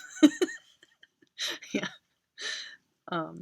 But yes, so there is a femdom male sub book coming, and I'm super happy about that, and hopefully people I think will not be buying that one necessarily just for, well, what is the pairing and what is the whatever the way that maybe a contemporary romance is. I'd love to write a contemporary, female dom male sub also. I'd love to write a male. I'd love to write a whatever, but contemporary is hard though. Like I was saying earlier, I thought it was funny that some reviewers were like, "There's too much plot," and I'm like, "It's hardly any plot in this book compared to, But my idea of plot is like aliens invade and all that, like I said. So, yeah, as opposed to and then they have tea, and then she realizes something, and then that kind of stuff. But and then a kidnapping, and then whatever. It's like in my when you come from a background of writing science fiction and fantasy as opposed to erotica, it's like erotica is mostly short stories, really.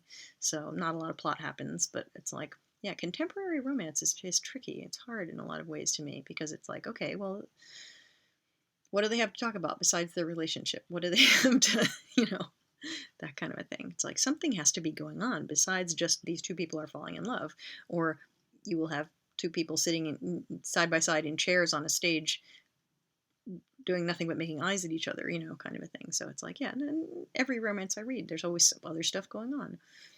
That's how we find out what's going on inside the characters, right? So, yeah. I do write these in first person, but, all right, here's another one. Favorite tip for writers. All right, that's a pretty wide open one. Favorite tip for writers. My go-to tip to people is, for who are aspiring writers or currently working writers either, is just never be afraid to make time to write. A lot of people are like, gosh, you write so much, you must write really fast. I'm like, I don't actually really write faster than most commercial writers out there. I mean, one of the great things about following so many other writers on Twitter is that I see people going through the same stuff I'm going through. It's like I said, Twitter is my coworkers, right? We're all working at home or in coffee shops or wherever. But when I check in on Twitter, it's like the water cooler, right? And I see writers who are in California and Australia and England and whatever being like, oh, I just spent 45 minutes and I only got 200 words out, or whatever, that kind of a thing. And, but at least it's more than zero. And a bunch of people will be replying to them being like, that's better than zero, or they'll say, well, I wrote 1,000 words today, but I deleted 2,000, so negative 1,000. And people would be like, that's all right. You're improving it, whatever, trying to kind of cheer for each other and whatnot. Ow. Oh, he just jumped out of my lap. Ow. Gouged me. Thanks. Oh, here's Wulong. Hi, Wulong. Yeah, I can hear Corwin's coming downstairs. Coming from his jujitsu class. I should do a martial arts book. I really should, right? One of these days. Next. All right. Anyway, what I was saying was, so favorite tip for writers is just never be afraid to make time to write. And it's hard because everyone else in your life, even when that's your job and you're making money doing it, it's not like you get up in the morning, you put on your clothes, you pick up your briefcase, and you go to an office. And then while you are at the office, you say, don't call me, don't, whatever. And then you come home 8 hours later and you take off your hat and your shoes and you put down your briefcase and then you veg out in front of the TV. It's not the way the writing life works, really. I know some people who do that because they go to a job and whatever, and then they come home and then they write. So yeah, it's sort of, but you've got to tell people, I need to go in a room and sit by myself, and I can't listen to you or talk to you while I'm doing it. I can't watch something else on TV while I'm doing it. I can't, no, I can't do it while you're on the phone with someone, whatever. It's like, I have to concentrate on this thing. And and unlike if you were painting or something, like when you're painting, people look in, they can see something happening, whatever. Oh, okay, she's working on her thing. And somehow with writing, it's like they can't tell what you're doing. You might just be on Facebook. You might just be, whatever. It's like, it doesn't look any different than any other thing where you sit down in front of the computer. And it's like, but you need, and I've found that it's very hard, depending on the project, but a lot of that it's very hard to just work like 10 minutes at a time. Like, I can't just write 100 words in 10 minutes here and then 100 words in 10 minutes there. And I can write 1,000 words in an hour if I have the whole hour with nothing else and the phone not ringing and, whatever and whatnot. So this is why I get a lot of my writing done in the middle of the night. Fortunately, I'm a night owl, and so my brain works better at night than during the day. But I do a lot of going to coffee shops and just, so that is the equivalent of getting up and going to the office. But I go for 2 hours a lot of the time, as opposed to the whole day. But I do sometimes do the whole day where I'll be like, I'm going to Harvard Square, and I'll meet you for a movie at 10 p.m. and I'll go out at lunchtime, and I'll go from one coffee shop to the other, where every 2 hours I'll get up and move. So I'll have had my caffeine, I'll have sat down, I will have done an hour or 90-minute sprint, and then I know this wouldn't work for everyone, and then I'll get up and I'll move to the next place, order something new, sit down, maybe have a little snack, whatever, and then plop myself down again, whether it's my headphones on or I go to places with music that where the ambient noise is enough that it keeps you sort of stimulated, but you don't have to listen to it. So yeah, it's kind of interesting. And then every now I get distracted by it because I'm like, ooh, what is that song? I don't know that song, and I'll be putting SoundHound on and trying to hold it up to the speaker to see what it is. I have all these screen captures of SoundHound telling me that, oh, that's this, oh, that's that, and I'm like, oh yeah, I'll look that up when I get home. I never do. And I go to coffee shops where there's no Wi-Fi a lot of the time, or where you'd have to pay for it, because then I won't be tempted to get online. It's like I have to do your work and whatever. There are a couple of coffee shops around here that have free Wi-Fi, and I do go to them, but I usually start at one where it isn't free, or where you can't read, where there's just none at all. So yeah, whatever it takes to give yourself that time and space mentally to do your work, and that's the number one tip. And whether that's one time a week or what. I mean, I gave this advice to somebody recently, and apparently it worked, which is this year I wrote more than I've written in my entire life. I wrote 440,000 professional words of fiction, which is a lot. And I said I knew that I had to get 3 novels written, which is what I turned into my publishers, and keep up Darren's Guitar Chronicles. I knew that I had to essentially average 1,500 words a day. That's 90 minutes to 2 hours every day. And it's like going to the gym. Could you say to your family, I'm just going to disappear for 2 hours every day and do this thing for myself? A lot of people can't do that.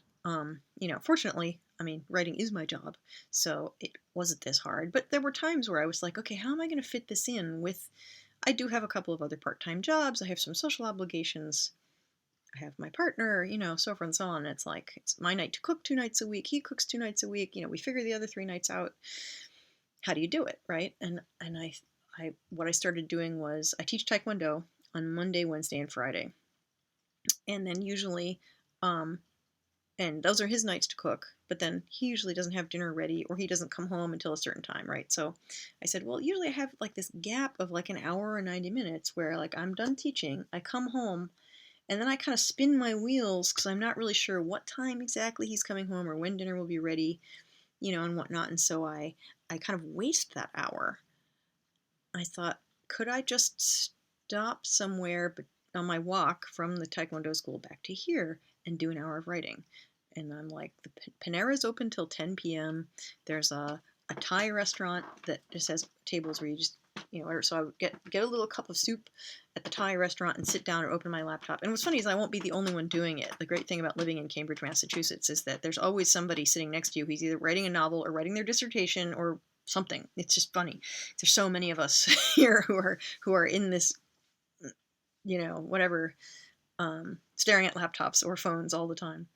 But yeah, so many people with laptops getting work done in every nook and cranny of the city. It's great. I feel very comfortable here. But yeah, so it's interesting. So I started doing that basically about twice a week, and that meant that I got basically another 3,000 to 4,000 words a week done. That just wouldn't have happened otherwise, because where would I have fit it in? And that was how I stayed on schedule. So I told this story to another writer who was basically like, oh, I work at this job, and then I have to pick up my kids, and this, that, and the other. I'm like, well, what time do you pick up the kids, and what time do you leave the job? And she's like, well, and then sometimes I have to leave the job late, and whatever. I'm like, here's what you have to do: is you have to make the appointment to pick up the kids late, always late, and then on the days when you leave the job early, you go straight to Starbucks and you write for 90 minutes. That kind of a thing. I'm like, so when you actually get out of there at 5, you will go to the Starbucks and you will get 1 hour worth of writing. It takes 90 minutes to get 1 hour's worth of writing in, because it takes a little time to get there, time to go through the line, whatever. Order in advance with the Starbucks app, and then do your 1 hour, and then always pick up the kids at 6:30.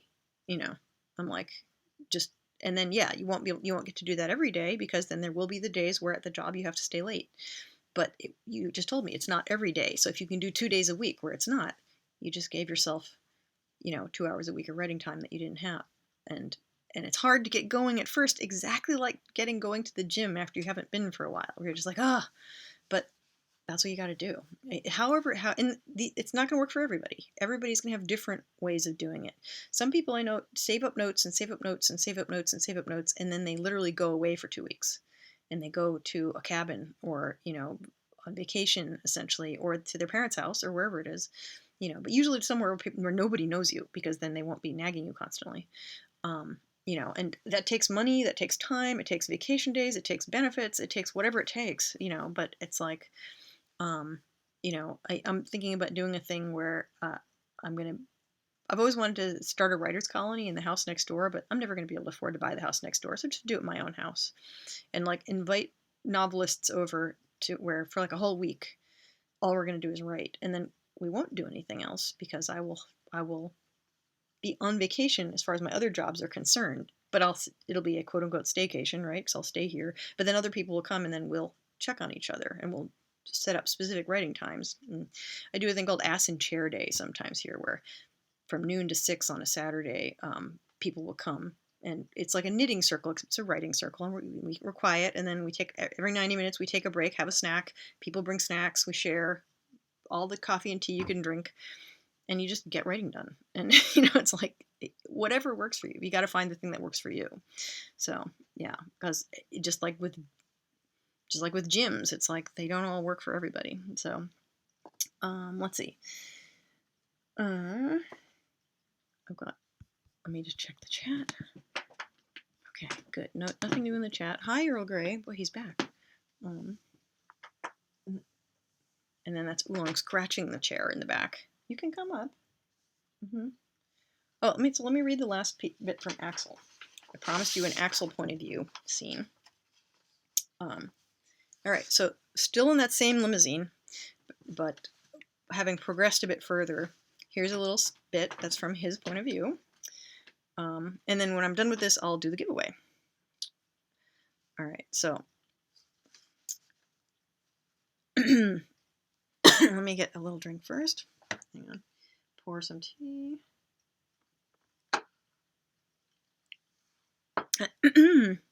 All right, from Axel's point of view.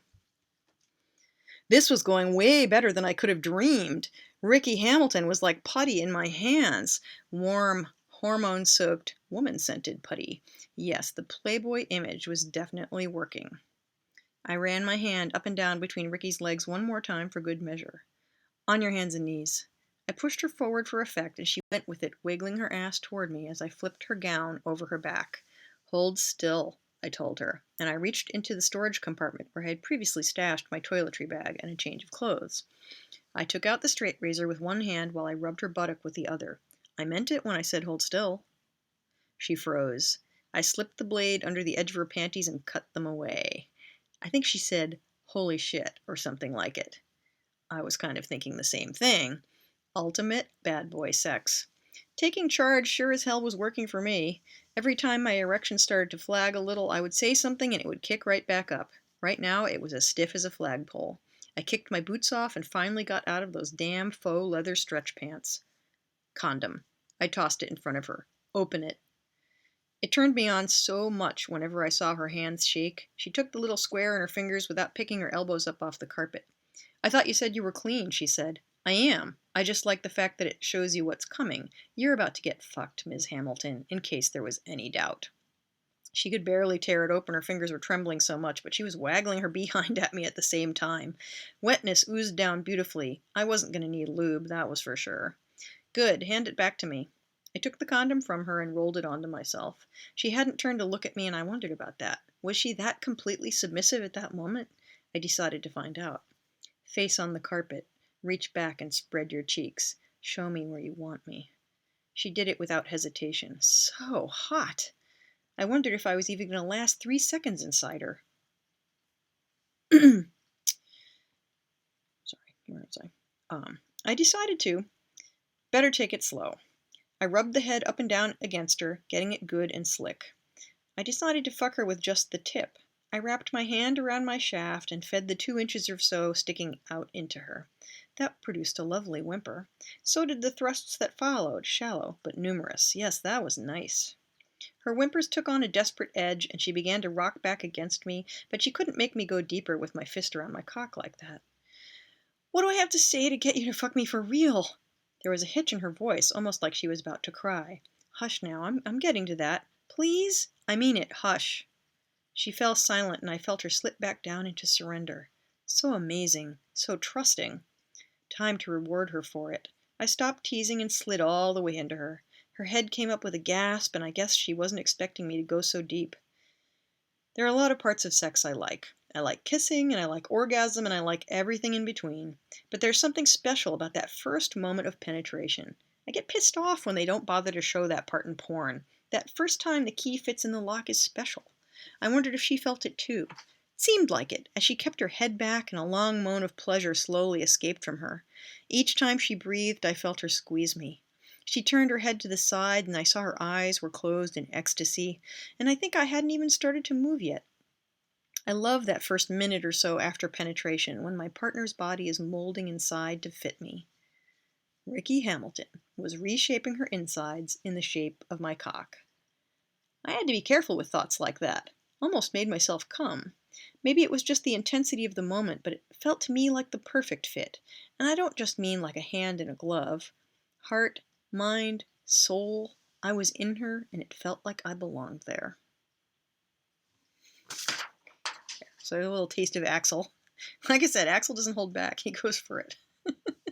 So, all right, last chance to get any questions in if you're going to enter the giveaway. I know there's a little lag between the time on the video and when. Yeah, you guys probably have seen the phone number enough times. So I'll put it up one more time. That's if you're going to text me a question. I'm going to give you 2 minutes to get last questions in. And then we're going to run out of time as well. So, let's see. There was one more that came earlier, actually. Favorite Bowie song.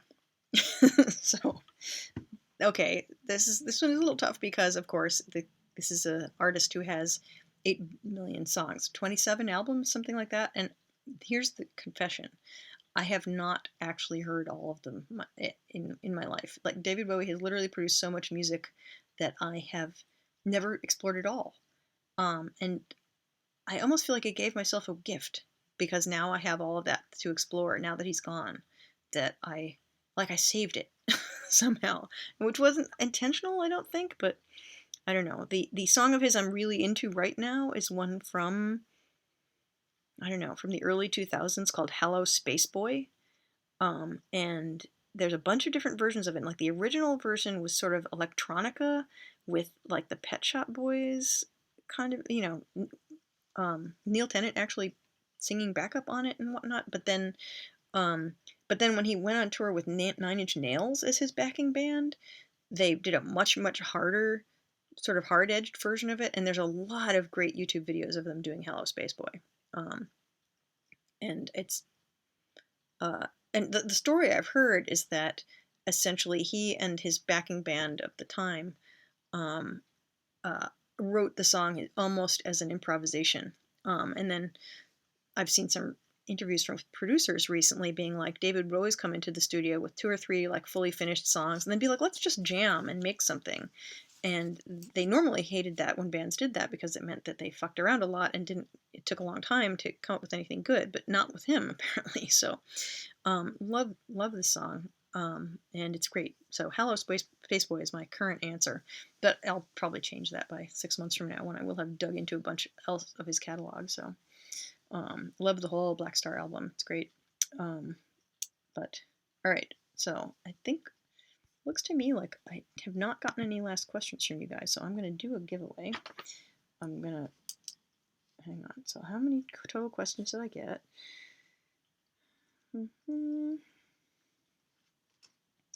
Numbering them.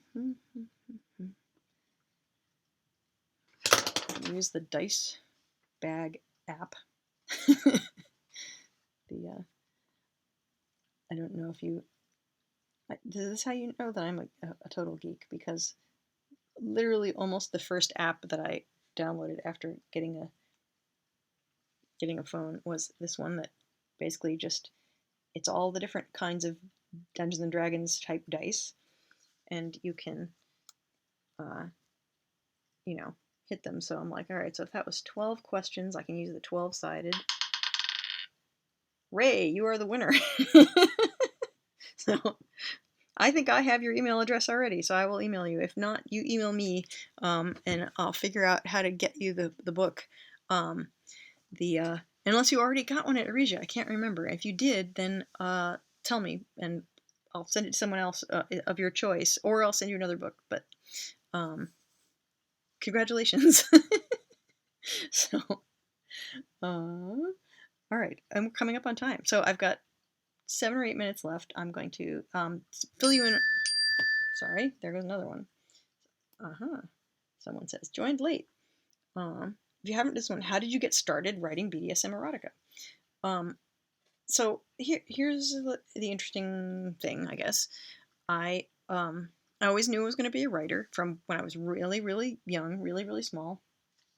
I thought I was going to be a science fiction writer, and at the time I didn't think that necessarily meant that there would be BDSM and whatever, but I was talking about my early influences. One of the blog entries that I forwarded to my Twitter feed today is I got asked to do a guest blog on my favorite sidekick. And when I was 5, I was really, really into the old Batman TV show, which was the old Adam West one. And my favorite villain, of course, was Catwoman. Go figure. And I would play Let's Pretend with my friends, and we would essentially flip a coin to see which one of us was Catwoman and which one of us was Batman, right?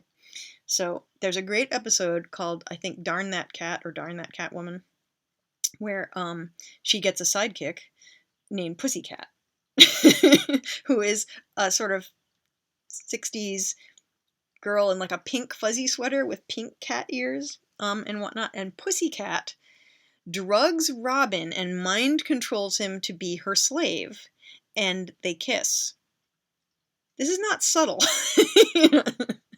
So I don't know. And so that was my absolute favorite episode ever.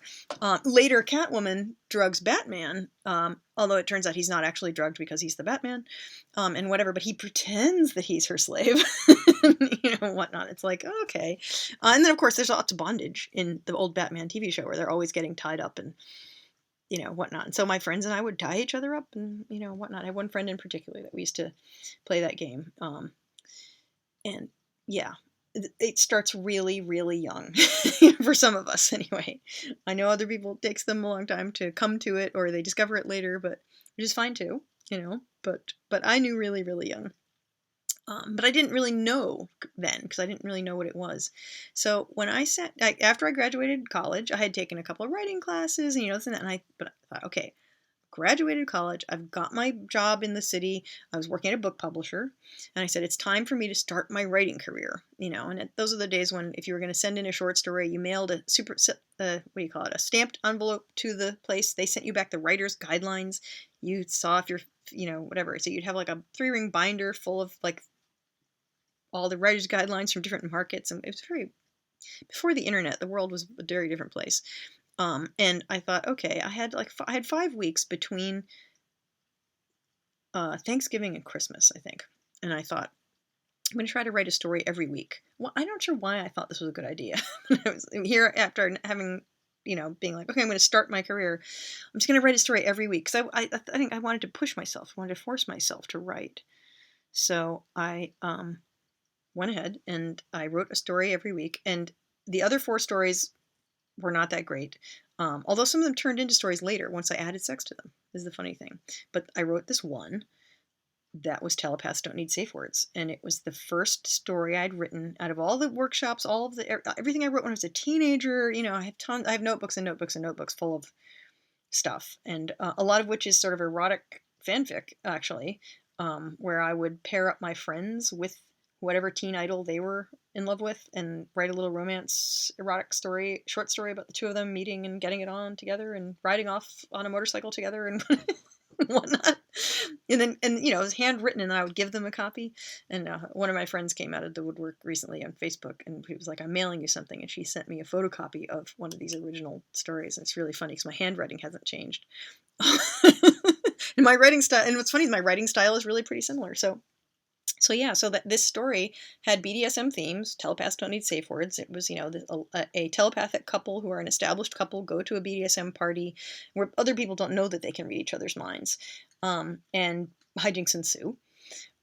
And and when I finished it, I was like, that is a really great story. It's the first time I felt like I had written something that felt like a whole thing. Like I didn't need to work on it more. I didn't need to figure out what it was about. I didn't need to redo it. There was nowhere to publish it, so I put it on the internet. I published it. It was in 4 sections because back then posts to Usenet were not allowed to be very long. So I posted it to Alt Sex Bondage, the news group, and I immediately got back like thousands of replies. People were being like, that is the best story I've ever read. And I was like, really? I mean, really? So, hi, Earl Grey. So I thought, all right, I guess I'll do more like that. And that writing that story, showed me where my muse was.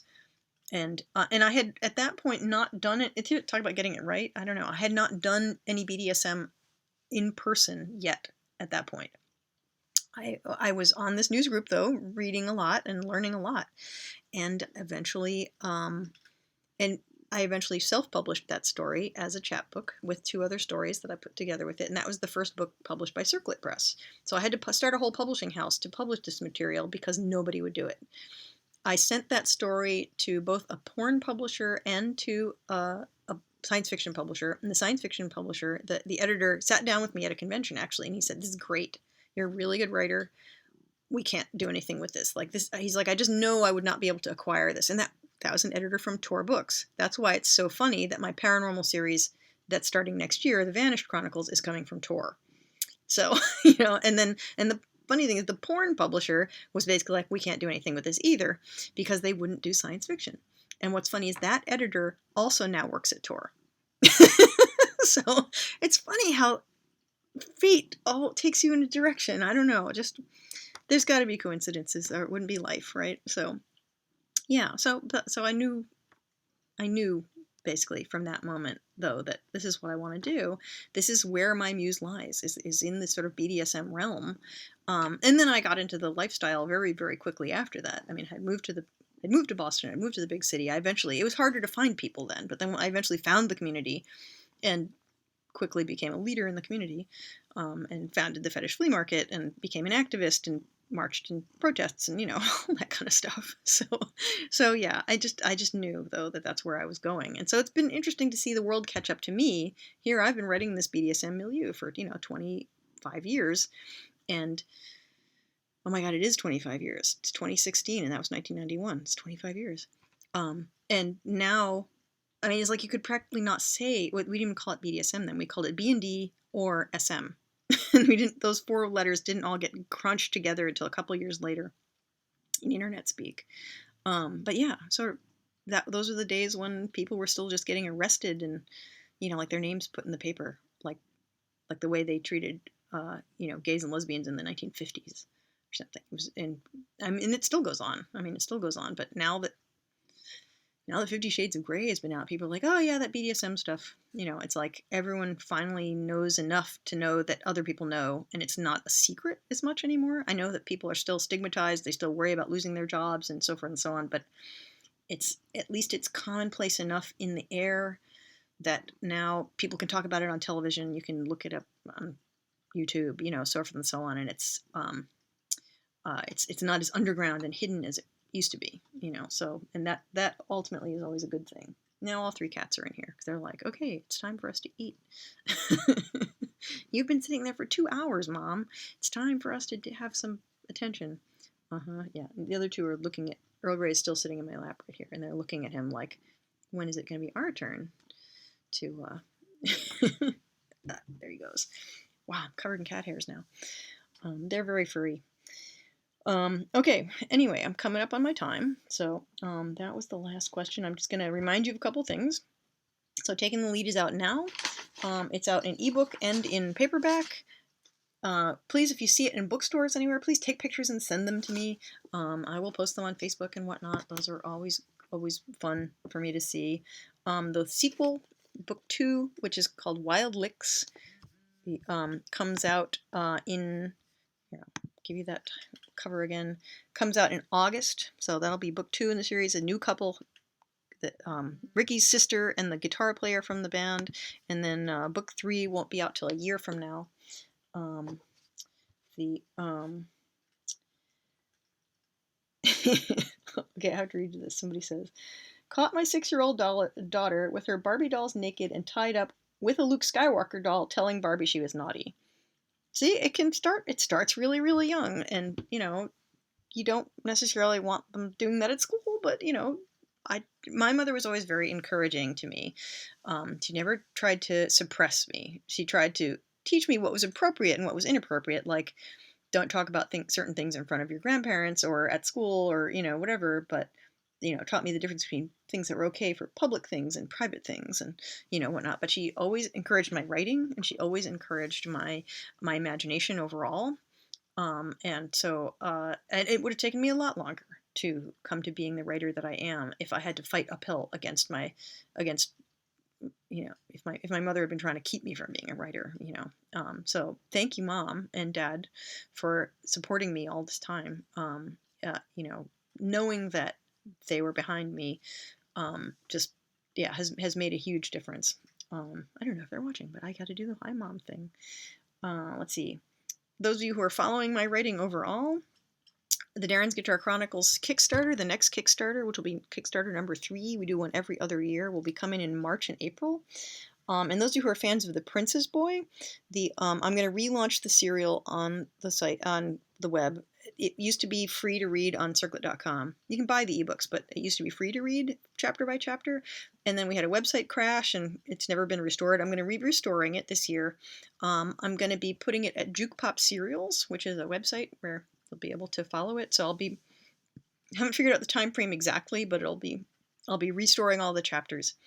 And I'll probably offer the ebooks as a box set at a discount price at some point too. So still figuring out the exact date. So I've got a lot going on in the next year. Plus I need to write book 3 of this series, and I need to, work on book 2 just landed for rewrites this week. So I'm like, I'm not getting it to this week since I'm doing book launch of book 1, but yeah, so I'm got to work on that rewrite. I'm going to be very busy, but not quite as busy as last year, which is good. And you'll see me at a lot of conventions this year. I'll be at Romantic Times in Las Vegas. I'll be at the RWA National Convention in in San Diego. I'm going to be at the BDSM Writers Con in New York City. I'm not making it to the one in Everett, Washington, but that looks like it's going to be a really fun one. Tiffany Rice is going to be the keynote speaker, and she's fantastic. If you have not read Tiffany's books, The Siren and the rest of the original Sinners series, highly recommend them. I have not read them all yet, and I'm waiting to have time to read them all, but they're, like I'm saving them, like David Bowie's albums, I'm saving them to read them when I need them, right? So yeah, but that's it, I guess. Thank you all for joining me for another live chat. I'll do this again in August when that next book comes out, and we'll, subscribe to my newsletter. Remember, go over to ceciliatan.com, or if there's a malware thing, it's a MailChimp list. You can find it. And I send monthly news basically, except in the months when I forget. So it's like, yeah, I'm not a very effective spammer because I sometimes forget even to send it. And I'll be like, oh no, So, but it'll tell you all of the things I have coming up. And I put writing advice, and I guess I'm going to add recipes now because some people have given me feedback that they'd love to see some recipes, book recs, other stuff, and whatnot. And follow me on, social media. That's probably how you got here in the first place. So thank you all very much. I'm going to stop the stream, and I will see you all later.